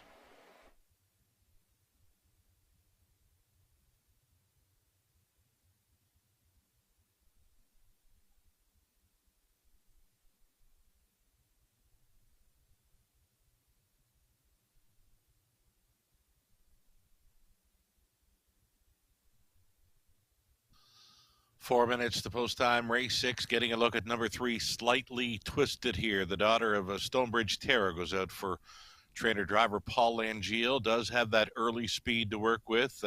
Has been showing sitting second in 2 of her last 3 when leaving from the rail. I could see her being pointed in this. As mentioned, you got to be on the lead or sitting up close, it appears, to win tonight at Truro. 3 gate-to-wire winners, 2 pocket sitters. I see a Slightly Twisted trying to leave in here to sit first or second for Langeal. 6-5. Fave status here for the betting public. Slightly Twisted.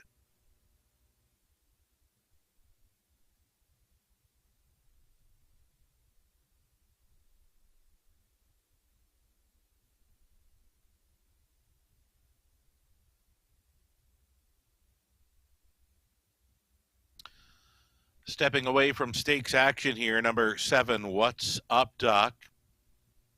Has that outside post to overcome, but does show being on the lead at Truro from post 7, 3 back when getting to the quarter mile in 28-4. The Colt son of hilarious Halo gets a shot, but you know what? That outside post gets a little bit tougher when the track gets a little bit off. So use caution when playing number 7, What's Up Doc, here at 2-1.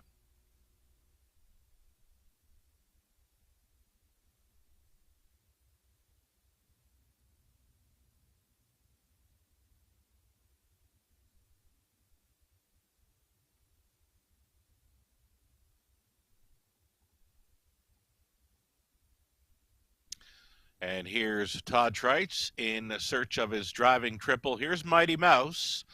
She raced in an amateur event last week at Truro. That's why she's not showing a line from the 17th. Trainer Chris Colvin was on board, and CC did manage a mile in about 2:02 and change over the good track last week in that amateur race. Mighty Mouse, a rail advantage. Todd Treitz will not be spoiling that inside post. He will have her on or near the lead. Beware of Mighty Mouse at 5-1, looking to step things up here in race 6.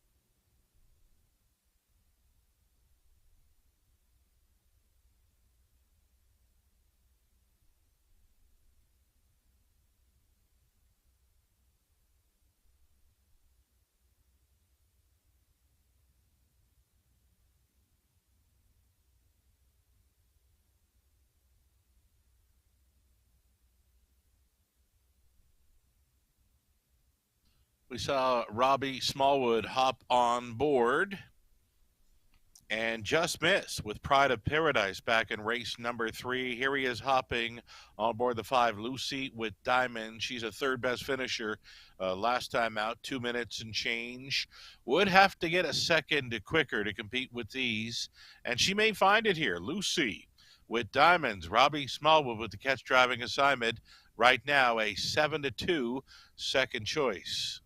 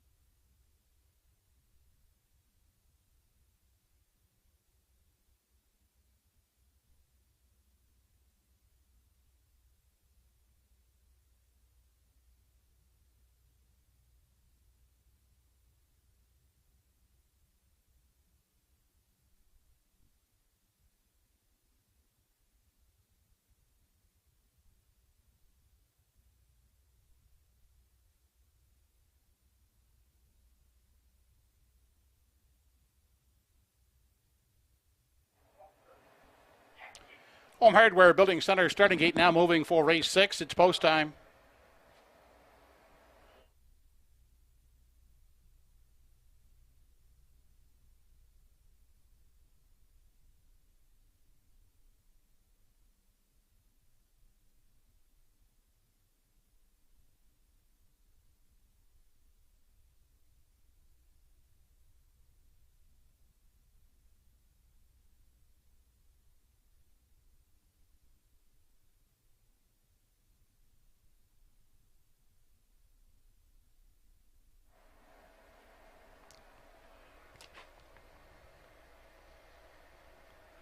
Race 6, top of the stretch. Matty Mouse, Prince Adam, slightly twisted. Salzburg Flicka, Lucy with Diamonds, Nova Scotia Beach, What's Up Doc, and Art Sleek.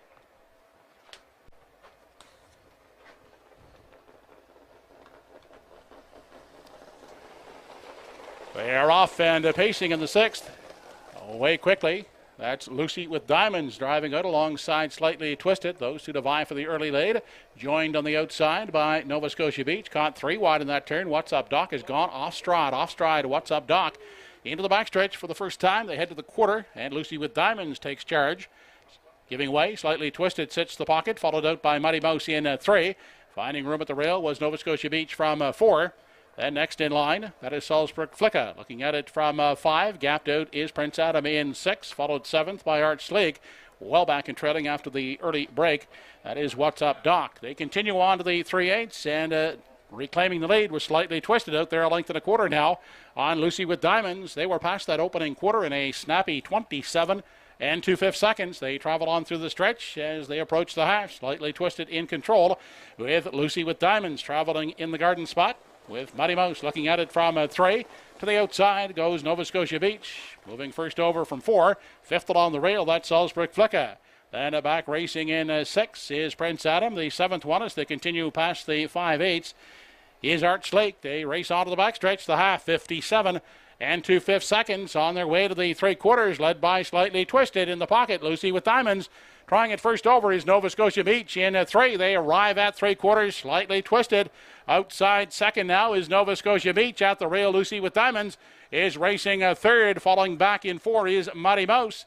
Outside and moving from 5 is Art Slake. They race midway round the final turn, and Slightly Twisted is still in control with Nova Scotia Beach now settling at the rail 2nd, dropping back Lucy with Diamonds 3rd. 1:28 and 1 was the 3/4. They make the final turn, and they're all in pursuit of Slightly Twisted as they drive down the stretch. Nova Scotia Beach into the passing lane. Slightly Twisted, Nova Scotia Beach. Slightly Twisted will take it.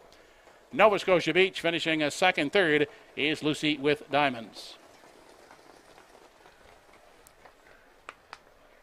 The mile in 1:59 and 2/5.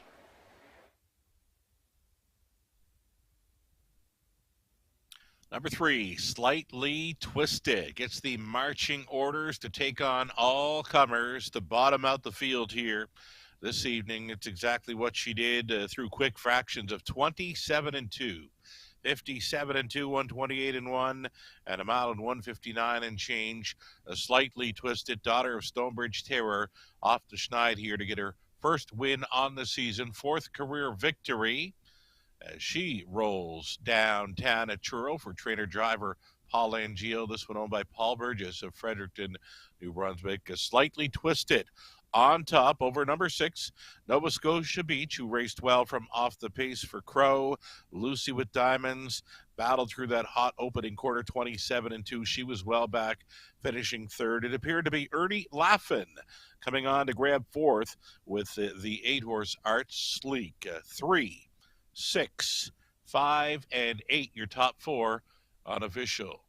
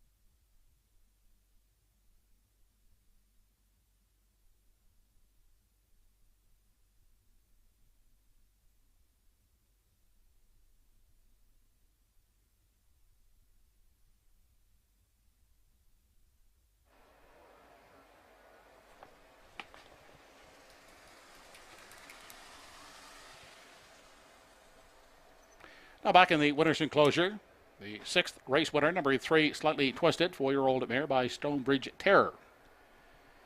Owned by Paul Burgess of Fredericton, trained and driven by Paul Angel. For Paul, that's his second winning drive on the program. Slightly Twisted in 1:59 and 2/5.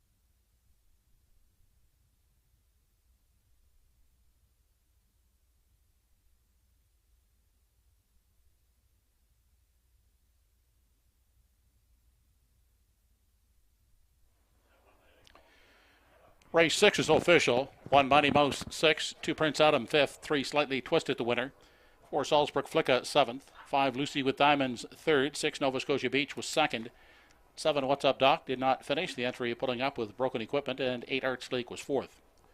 Quarter 27 and 2, the half 57 and 2, 3 quarters and 1 28 and 1, the mile 159 and 2/5.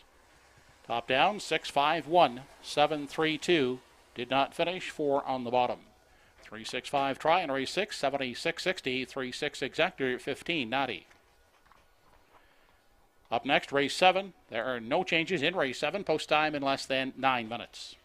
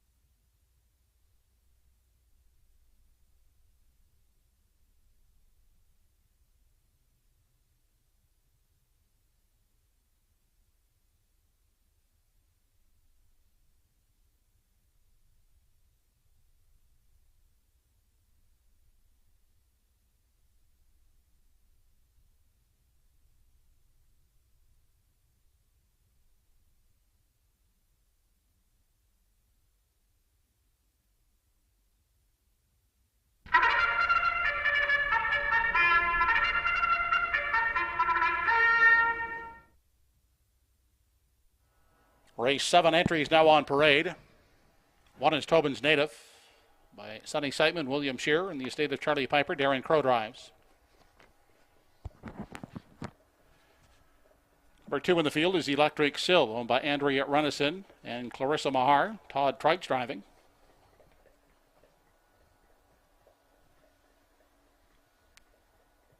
Reggie's Game from post 3 has Toby McDonald in charge for Donna Wilson.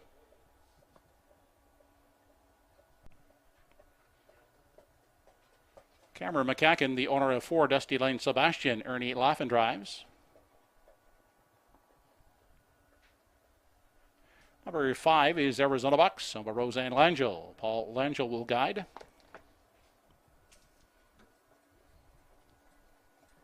Andy Campbell has the drive at number 6, Lively Freddy. He's owned by Craig White. Post time for the 7th in 5 minutes.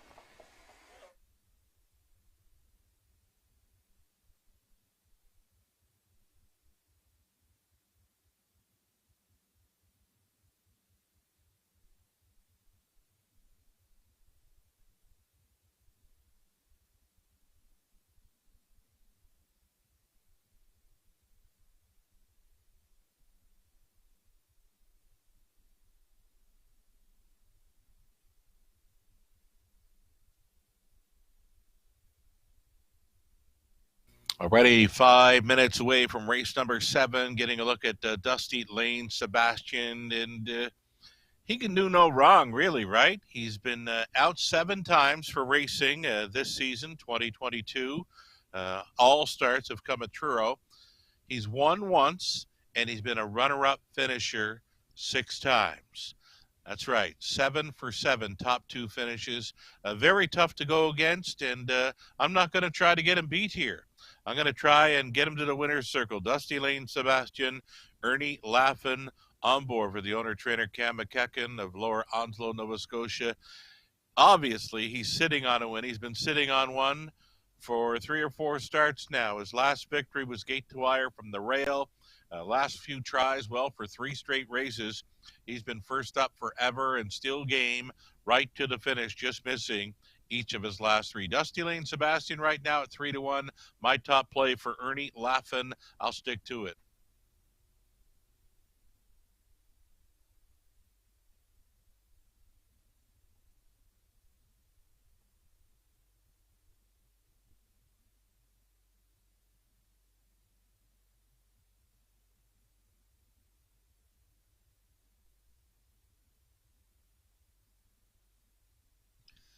Here's Darren Crow scoring down with Tobin's Native. He went a few starts free-legged. The hobbles went back on for his latest, and he showed up with a 56-2 mile to finish 4th in there. He's looking very sharp. Crow's got him right on the bit, this son of Stonebridge Terror. We've seen a few Stonebridge Terror winners this evening, right on the bit, looking very, very good here with that rail advantage. Number 1, Tobin's Native. Heavy favorite. Got him pegged for second. He could win it, but right now I'm more fond of the price on number 4, Dusty Lane Sebastian.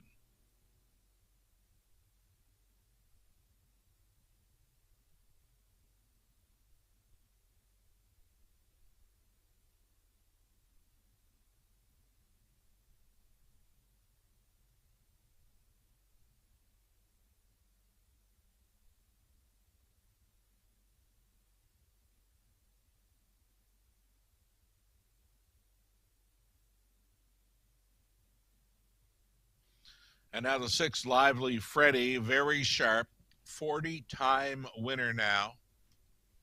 And he's facing tougher. After winning his last 2, he's going to be repriced tonight at $7,000. He was claimed 2 back for the $5,000 tag. Clayton Stevens training. Andy Campbell, catch driving. Number 6, Lively Freddy, the catch driving angle of Andy Campbell on board. That's one of those go-tos for me at Truro. An outside chance for the Chestnut. Lively Freddy this evening as he bumps up in class 6-1 price.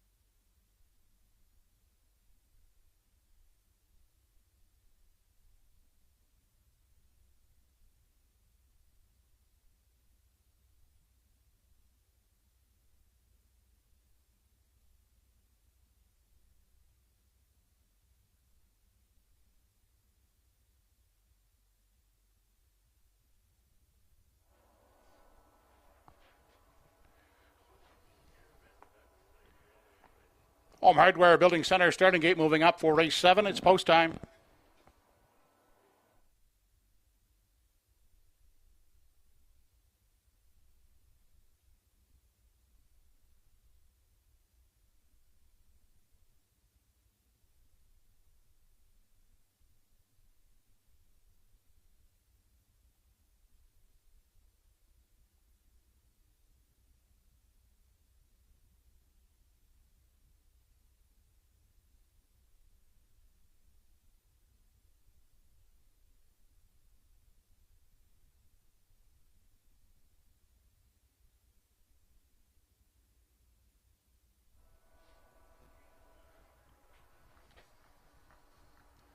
Race number 7 on the evening. Tobin's Native, Electric Sill, Reggie's Game, Dusty Lane Sebastian, Arizona Bucks, and Lively Freddy.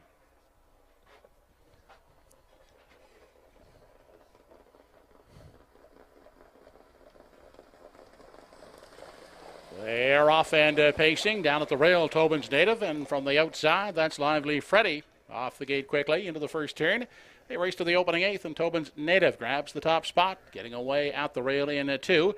Here's Electric Sill, settling now for 3rd. He's Lively Freddy. A gapped out Reggie's Game paces away in 4.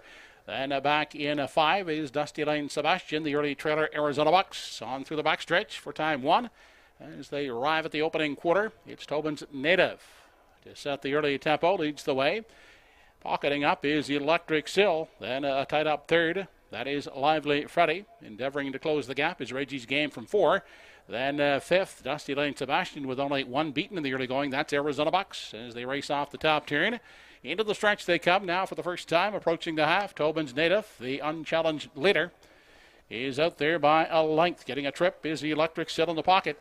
Next in line, that is Lively Freddy in 3. Reggie's Game still 4th. Up on the outside uncovered. Here comes Dusty Lane Sebastian from 5.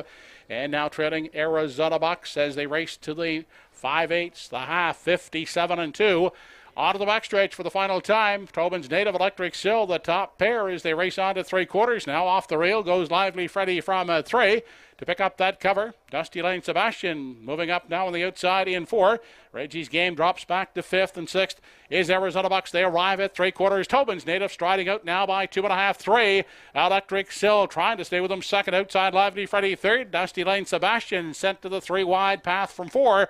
They head past the 7/8 now. Tobin's Native is the leader. Now on the outside and gaining ground quickly. Here comes Dusty Lane Sebastian. 3/4 in 1:27. They have less than 1/8 to come as they move off the turn. Tobin's Native the leader, but closing in quickly on the outside. Dusty Lane Sebastian. It's Tobin's Native. Dusty Lane Sebastian on the outside. Tobin's Native will hold off Dusty Lane Sebastian to win it by a length and a half. 3rd is Lively Freddy. The mile in 1:57 2/5.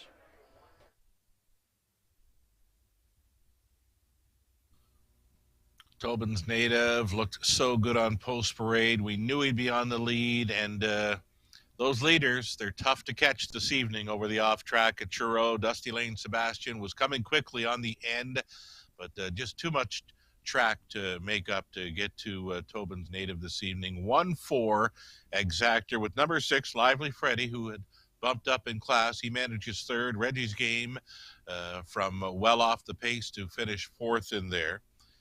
No doubt about this winner, Tobin's Native. Darren Crow put him on top all the way to pick up his 7th career win, first on the season, and it's a 1:57-2 trip around Truro. Tobin's Native over Dusty Lane Sebastian, who settles for the runner-up spot once again.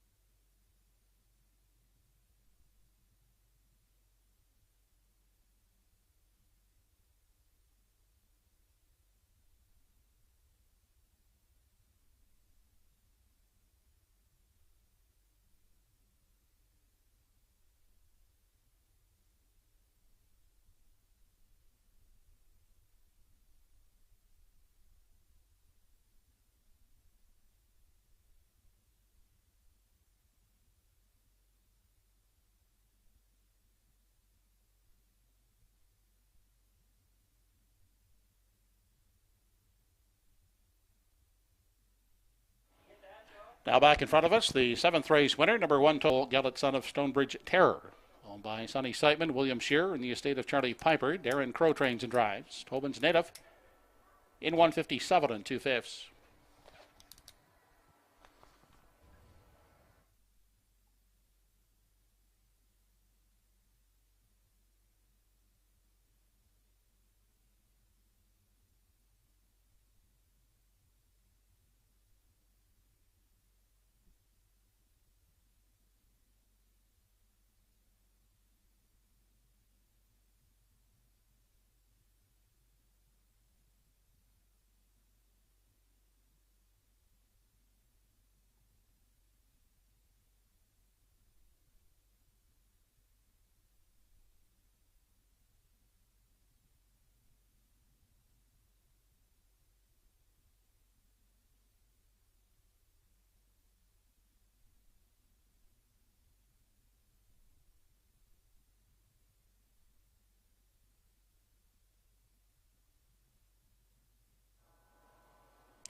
Here's how they finished in the 7th race. 1 Tobin's Native, the winner.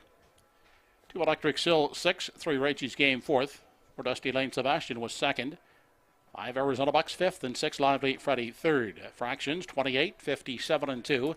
127 the mile, 157 2/5. Top down, 164 253. 146 try in race 7, 11.10. 14 exactor, $4 even. And the pick 5, a $1 pick 5, return $56.50. Up next, races 8 and 9, the late daily double in race 8. Scratched sick is number 4, Don't Ask Logan. No changes in race 9. Post time for the 8th in 8 minutes.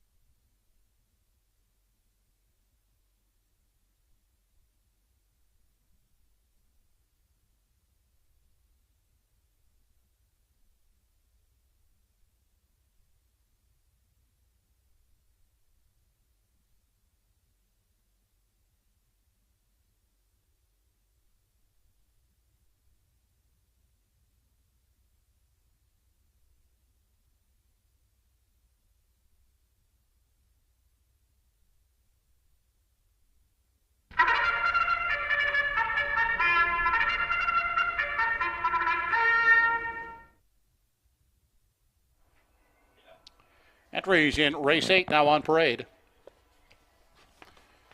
Here's the field. Number 1 is Bet 'em Again, owned by Jeff Lilly, Blair McLaughlin, and Ian McDonald. Todd Trench drives. Horizon from post 2 has Darren Crow driving for the Won't Back Down stable.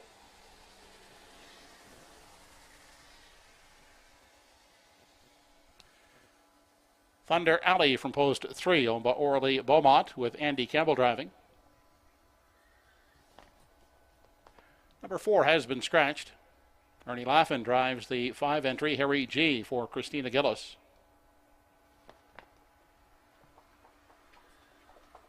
And number 6 in the field is Well Did, with the Well Did Horse Owners Club with Paul Angel at the helm. Post time for race 8 in 5 minutes.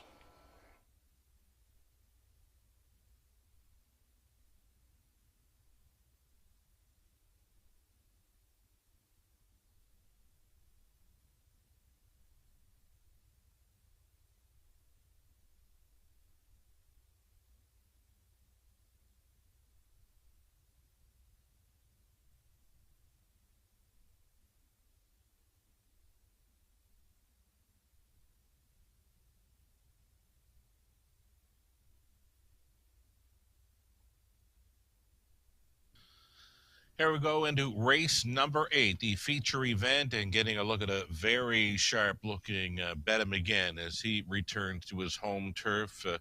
He had missed about 3 months of racing action, went up to try the Walter Dale Invitational, the $6,000 purse event, had that rail advantage to work with, and was best at the quarter mile in 27-2, and then he just couldn't keep it up, of course. You know, first start back off the layoff and facing the likes of Time to Dance.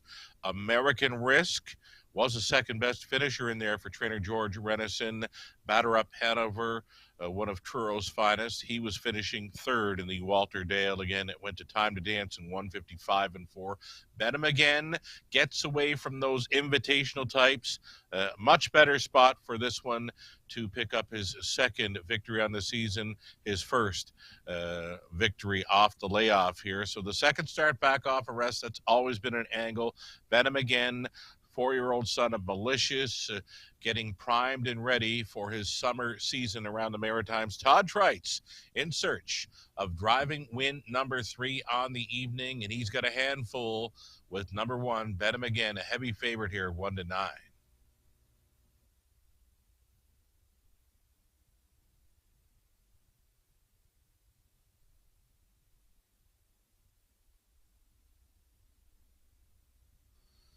A value player for second. I'm going to stick to number 3, Thunder Alley, for a piece of the exactor. He's always in the hunt. Picks up Andy Campbell this time around.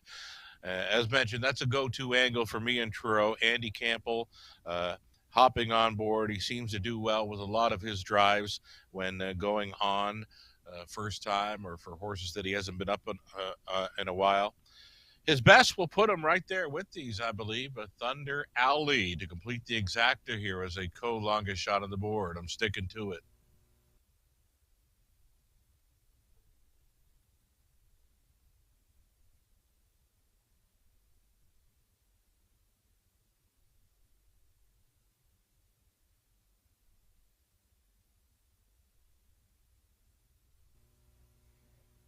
And number 2, Rising Horizon, a nice addition to the top class ranks here at Truro.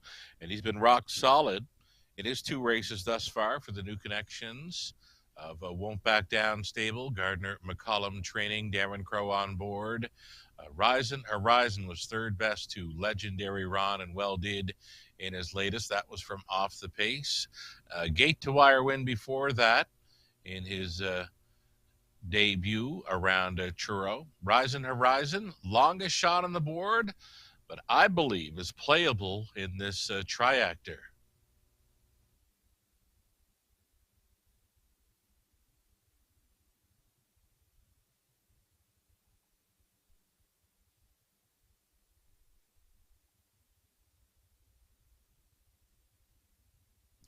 Outside chance today for the 5, Harry G. He's been drawing poorly, right? He just can't seem to find an inside lane. He was drawing well up around London. You go back to the bottom of his chart lines there, and he's got a couple of rails over London, went up to Woodbine Mohawk Park, had a rail and a win there in 54-3. And since coming back to Truro, yeah, it's been outside post for Harry G. Ernie Laffin on board. Not a whole lot of early gate speed to work with, so likely to race from off the pace again in this one.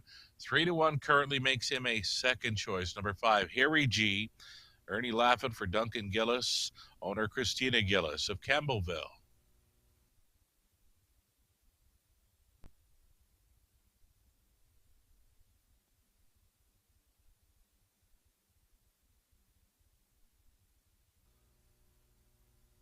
Starting gate getting set to pick them up here, and we'll get one final look at one final starter in this. It's Well Did for the Well Did Horse Owners Club of Lower Onslow, Nova Scotia. Paul Angeal in for a pair of wins on this program. You'll get a shot from an outside post with Well Did, a 9-2 player currently. They've got their work cut out for them to beat the rail horse, Bet Him Again, his second start back off the layoff. The starting gate moves into position. Final call for wagers.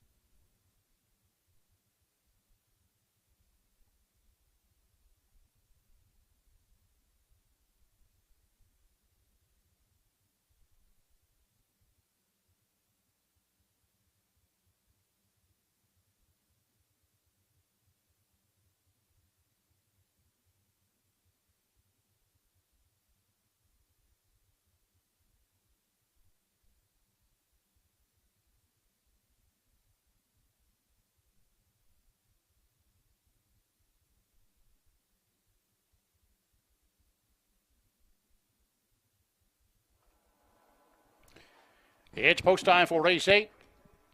Entries are moving in behind the Home Hardware Building Center starting gate.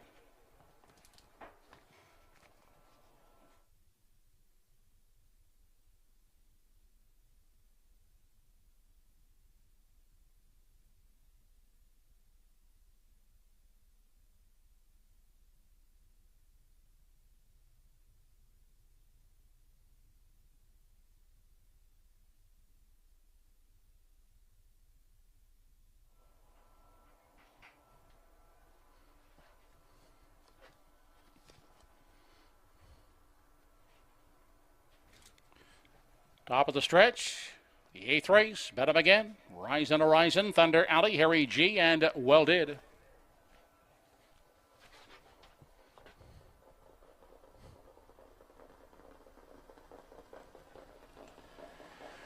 They're off and pacing at the rail. Bet 'Em Again away quickly. Looks to take the lead as they race into the first turn. Outside, Thunder Alley is on the limb. Inside and pocketing up is Horizon.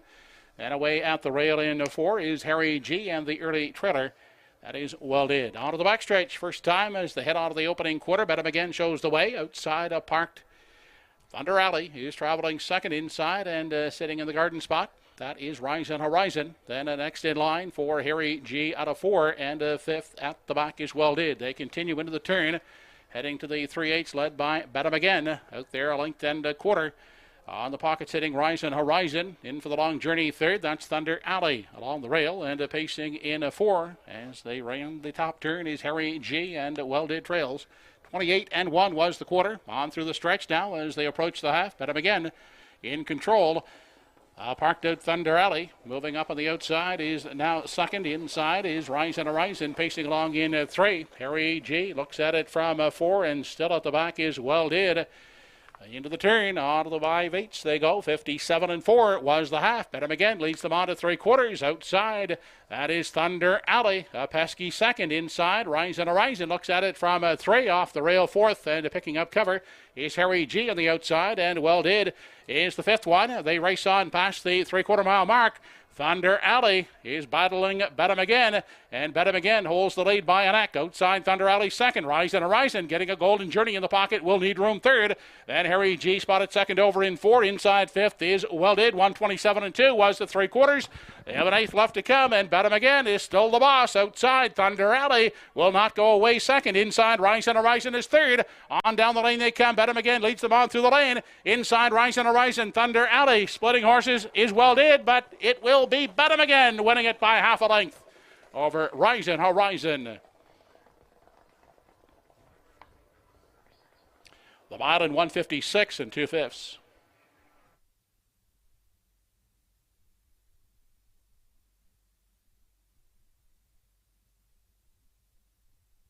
Big mile over the off-going there this evening for Bet 'Em Again.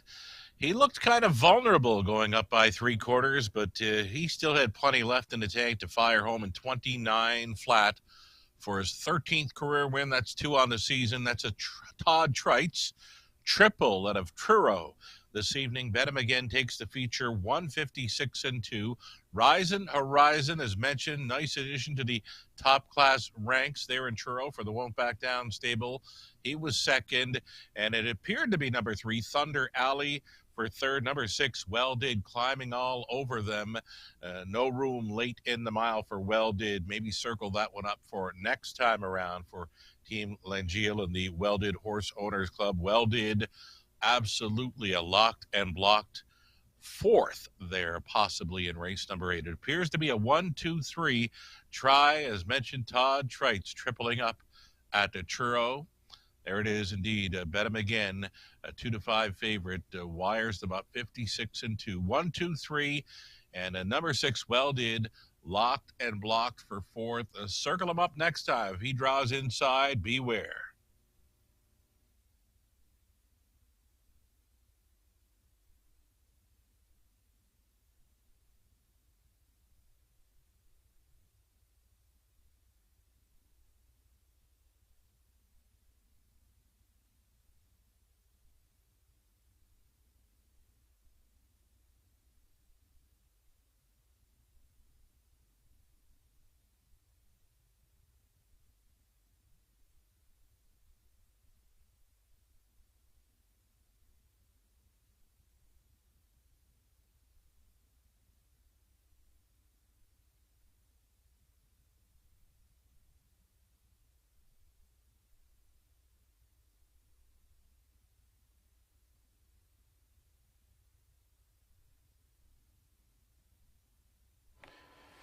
There's the 8th race winner, number 1, Bet him again, 4-year-old Brown Gutting by Malicious, owned by Jeff Lilly, Blair McLaughlin, and Ian McDonald, trained by George Renison. Third winning drive on the program for Todd Trites. Bet him again, winning the feature in 156 and 2/5.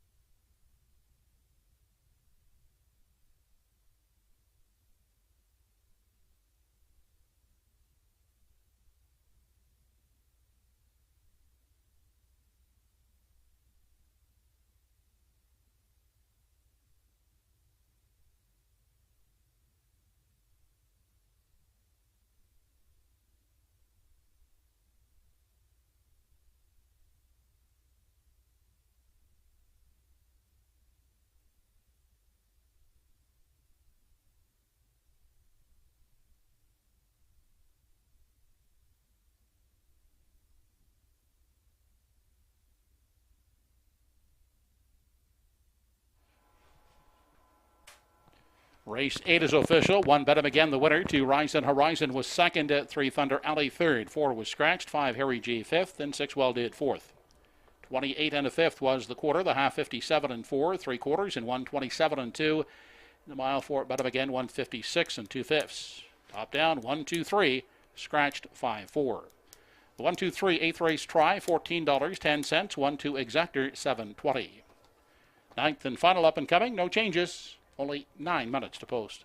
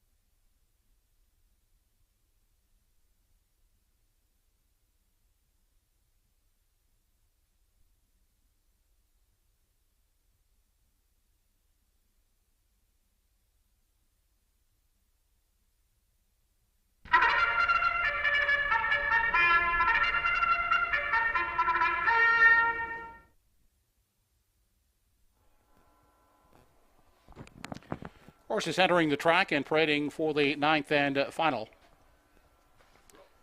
Here's the field. Number 1 is Brookdale Jim, Bud Polly Jr. and Senior. Bernard McCollum driving.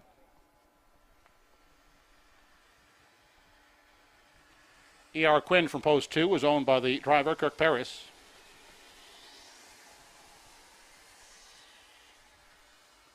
Craig Monroe will drive the 3-entry Whistling Cricket, owned by Heather Gaddy, Gail Skelhorn, Margaret Hobson, and Gloria Carey. Leslie and Linda Parker are the owners of 4 Godrow Machine. Kenny Parker drives. Ernie Laffin will drive the 5 Go With It. He's owned by Gordy McCabe. Electra Express from post 6 has Jeff Ellis driving for Brody Ellis. Anthony Rupshaw, Wally Cameron, and Debbie Ellis are the new owners of 7 Chick McGuire, with Todd Trites in the driver's seat. That's the field for the ninth. Post time in 5 minutes.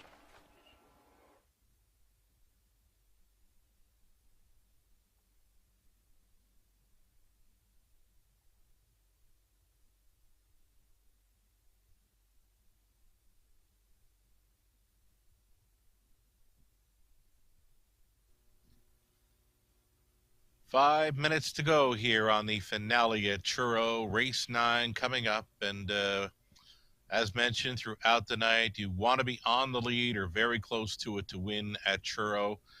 There's only 2 horses in here that I can see on the lead in the early going. It's either going to be 1 Brookdale Jim or the 2 E.R. Quinn fronting this field in the early going. I'm going to go to the 1 Brookdale Jim, getting a much improved post this time around, plus it's class relief as well. I could see him in the winner's circle this evening for the Pollies and trainer driver Bernie Hooker McCollum. 7-2 right now, third choice in wagering. I like the horse, love the price.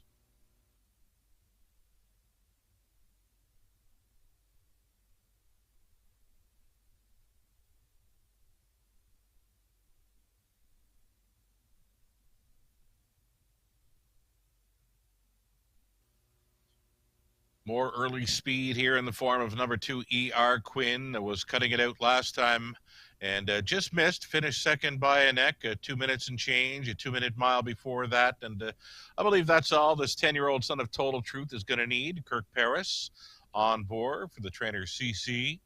E.R. Quinn, definitely one to consider here as that speed continues to hold up this evening in Truro. I could see E.R. Quinn on top or in for the 2-hole ride.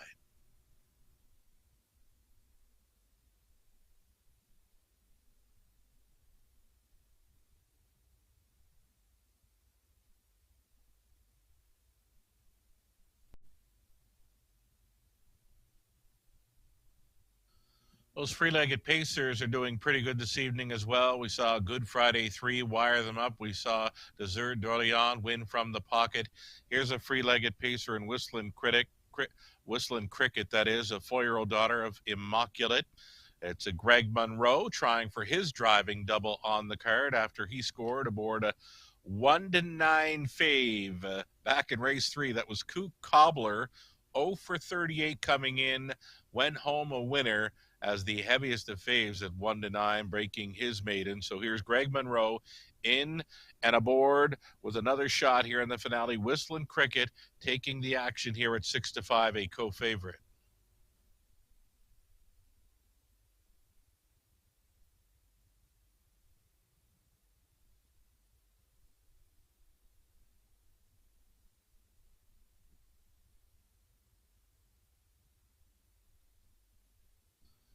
Todd Trites, one last drive to make it a grand slam. Could it be the walk-off grand slam for Todd Trites? Scored with Desert d'Orléans, Good Friday 3, and then just took the feature with a very strong bet him again. And here he is in the finale from the outside looking in aboard number 7, Chick McGuire. A Red Doucette was on board this one last time out, could only manage a 4th. Not a whole lot of early gate speed to work with. Chick McGuire would have to be bringing the A game to handle this field right now. A co-favorite at 7-5 with number 3, Whistling Cricket.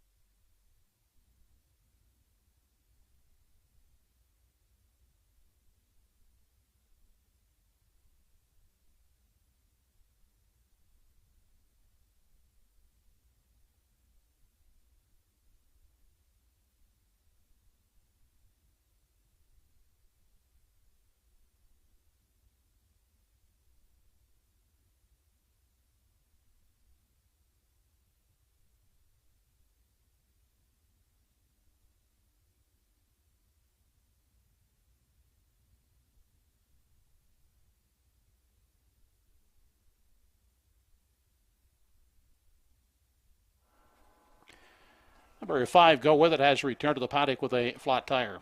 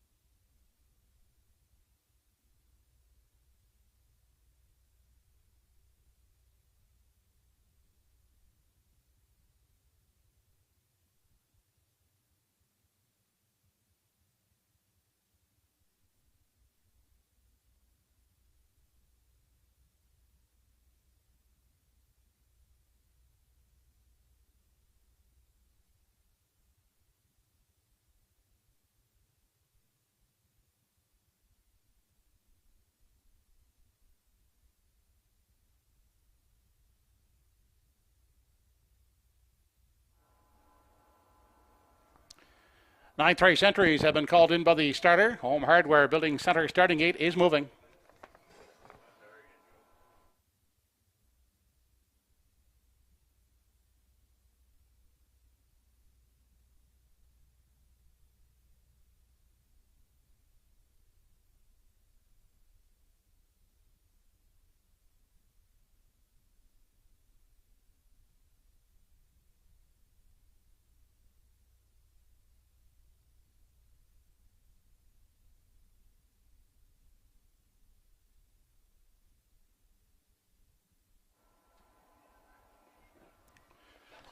Final race of the evening, top of the stretch, has Brookdale Jim, E.R. Quinn, Whistling Cricket, Godrow Machine, Go With It, Electra Express, and Chick McGuire.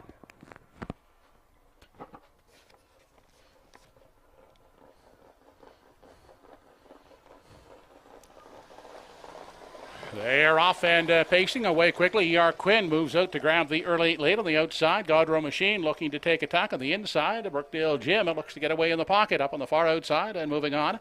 There's Chick McGuire parked out third, second, and driving up after the leader as they continue into the backstretch. Out of the opening quarter they head, led by E.R. Quinn. Outside second, that is Chick McGuire at the rail in 3 for Brookdale Jim. Gapping out is Whistling Cricket from 4.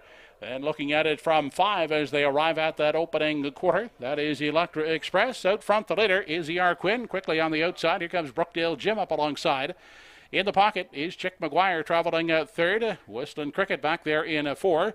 Electra Express looks at it from 5, then back to Go With It, and at the back of the field, Godrow Machine. They continue off the turn and travel into the stretch now as they near the half, and E.R. Quinn will now be pressured by the first over, Brookdale Jim. In the pocket, Chick McGuire gets the trip out of 3. Then looking at it from 4, Whistling Cricket angles off the rail. Back there in 5 and closing the gap was Electra Express. To the outside goes Go With It from 6, and Godrow Machine is the 7th one. The half reached in 58 3/5 seconds Onto the backstretch for the final time in pursuit of E.R. Quinn. Out there by a length on the outside. Brookdale Jim braving it first over.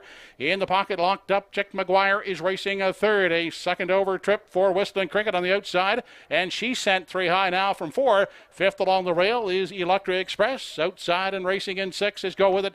And at the back and moving off the rail is Godrow Machine, but they're still chasing E.R. Quinn. Outside Whistling Cricket up alongside now as they race on to the 7/8, and Whistling Cricket is forging to the lead, trying to battle back E.R. Quinn. Now Chick McGuire looks to come off the rail from 3. 129 and 1 was the 3/4. They turn for home now, and it's Whistling Cricket on top. On the inside, E.R. Quinn is second. Then Chick McGuire off the rail in 3. On down the lane, it's Whistling Cricket up to win the finale. E.R. Quinn holds safe for second. Third is Chick McGuire. A mile in 2 minutes and 1/5. The inquiry sign has been posted.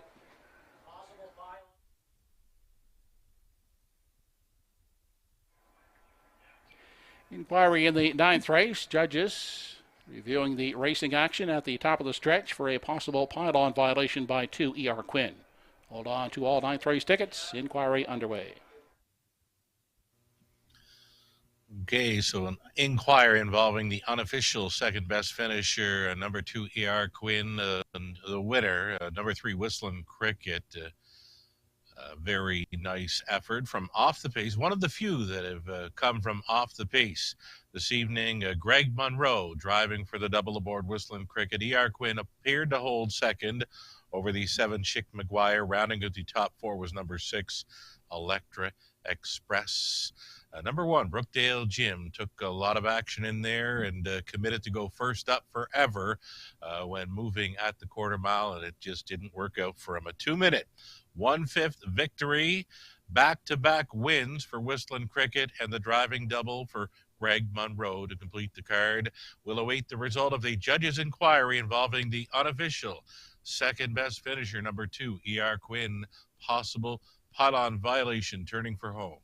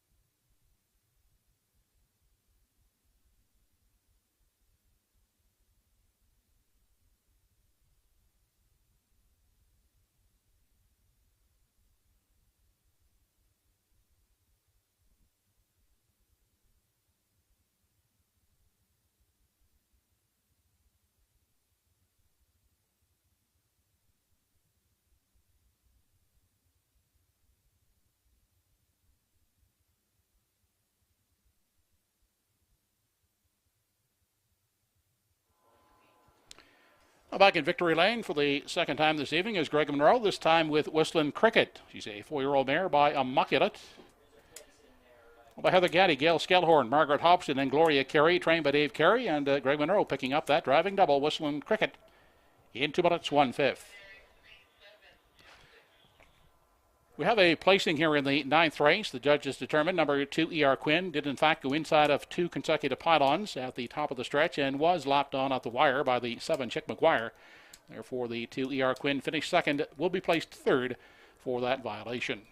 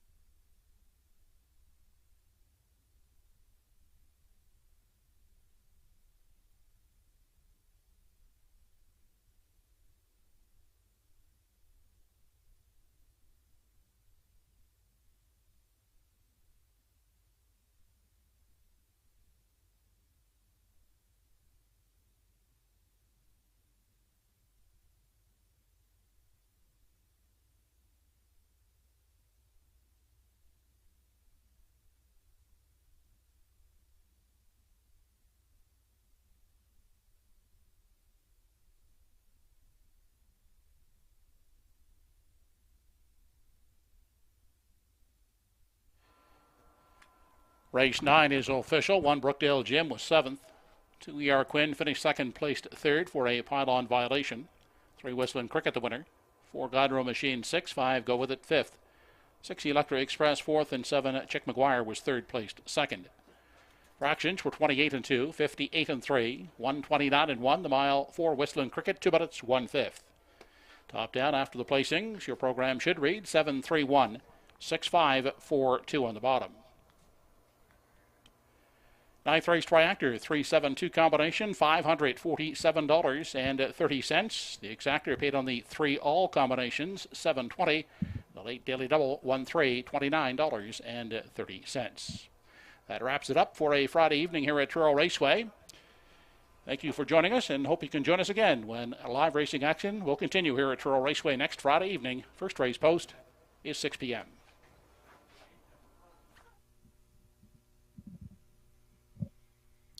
There you have it. That completes a Friday evening card at Truro Raceway, recapping the events of this card. Back in the opener, Tobin's Prophet winning the first 2-year-old race of the season at Truro. Danny Romo had that one good to go. 2 minutes flat for the maiden victory. Home nicely over the off-going, 29 and 1. We saw Greg Monroe win a pair of races this evening. Paul Angeal in for the driving double. Todd Treitz triples up, including the feature win and fastest mile of the evening. Bet him again. Good to go there in 1:56 and 2. As track announcer Joe Kelly mentioned, back in action a week from tonight. It's the July 1st Canada Day racing card at Truro Raceway. Sure hope you can join us. And from London, Ontario, I'm Sugar Doyle. On behalf of all of us at Universal Media Studios, based out of Charlottetown, you were watching Truro Raceway. Hope you had some fun. Hope you cashed in on a few of those winners this evening. Thanks so much joining us again next Friday evening. Enjoy your weekend, everybody.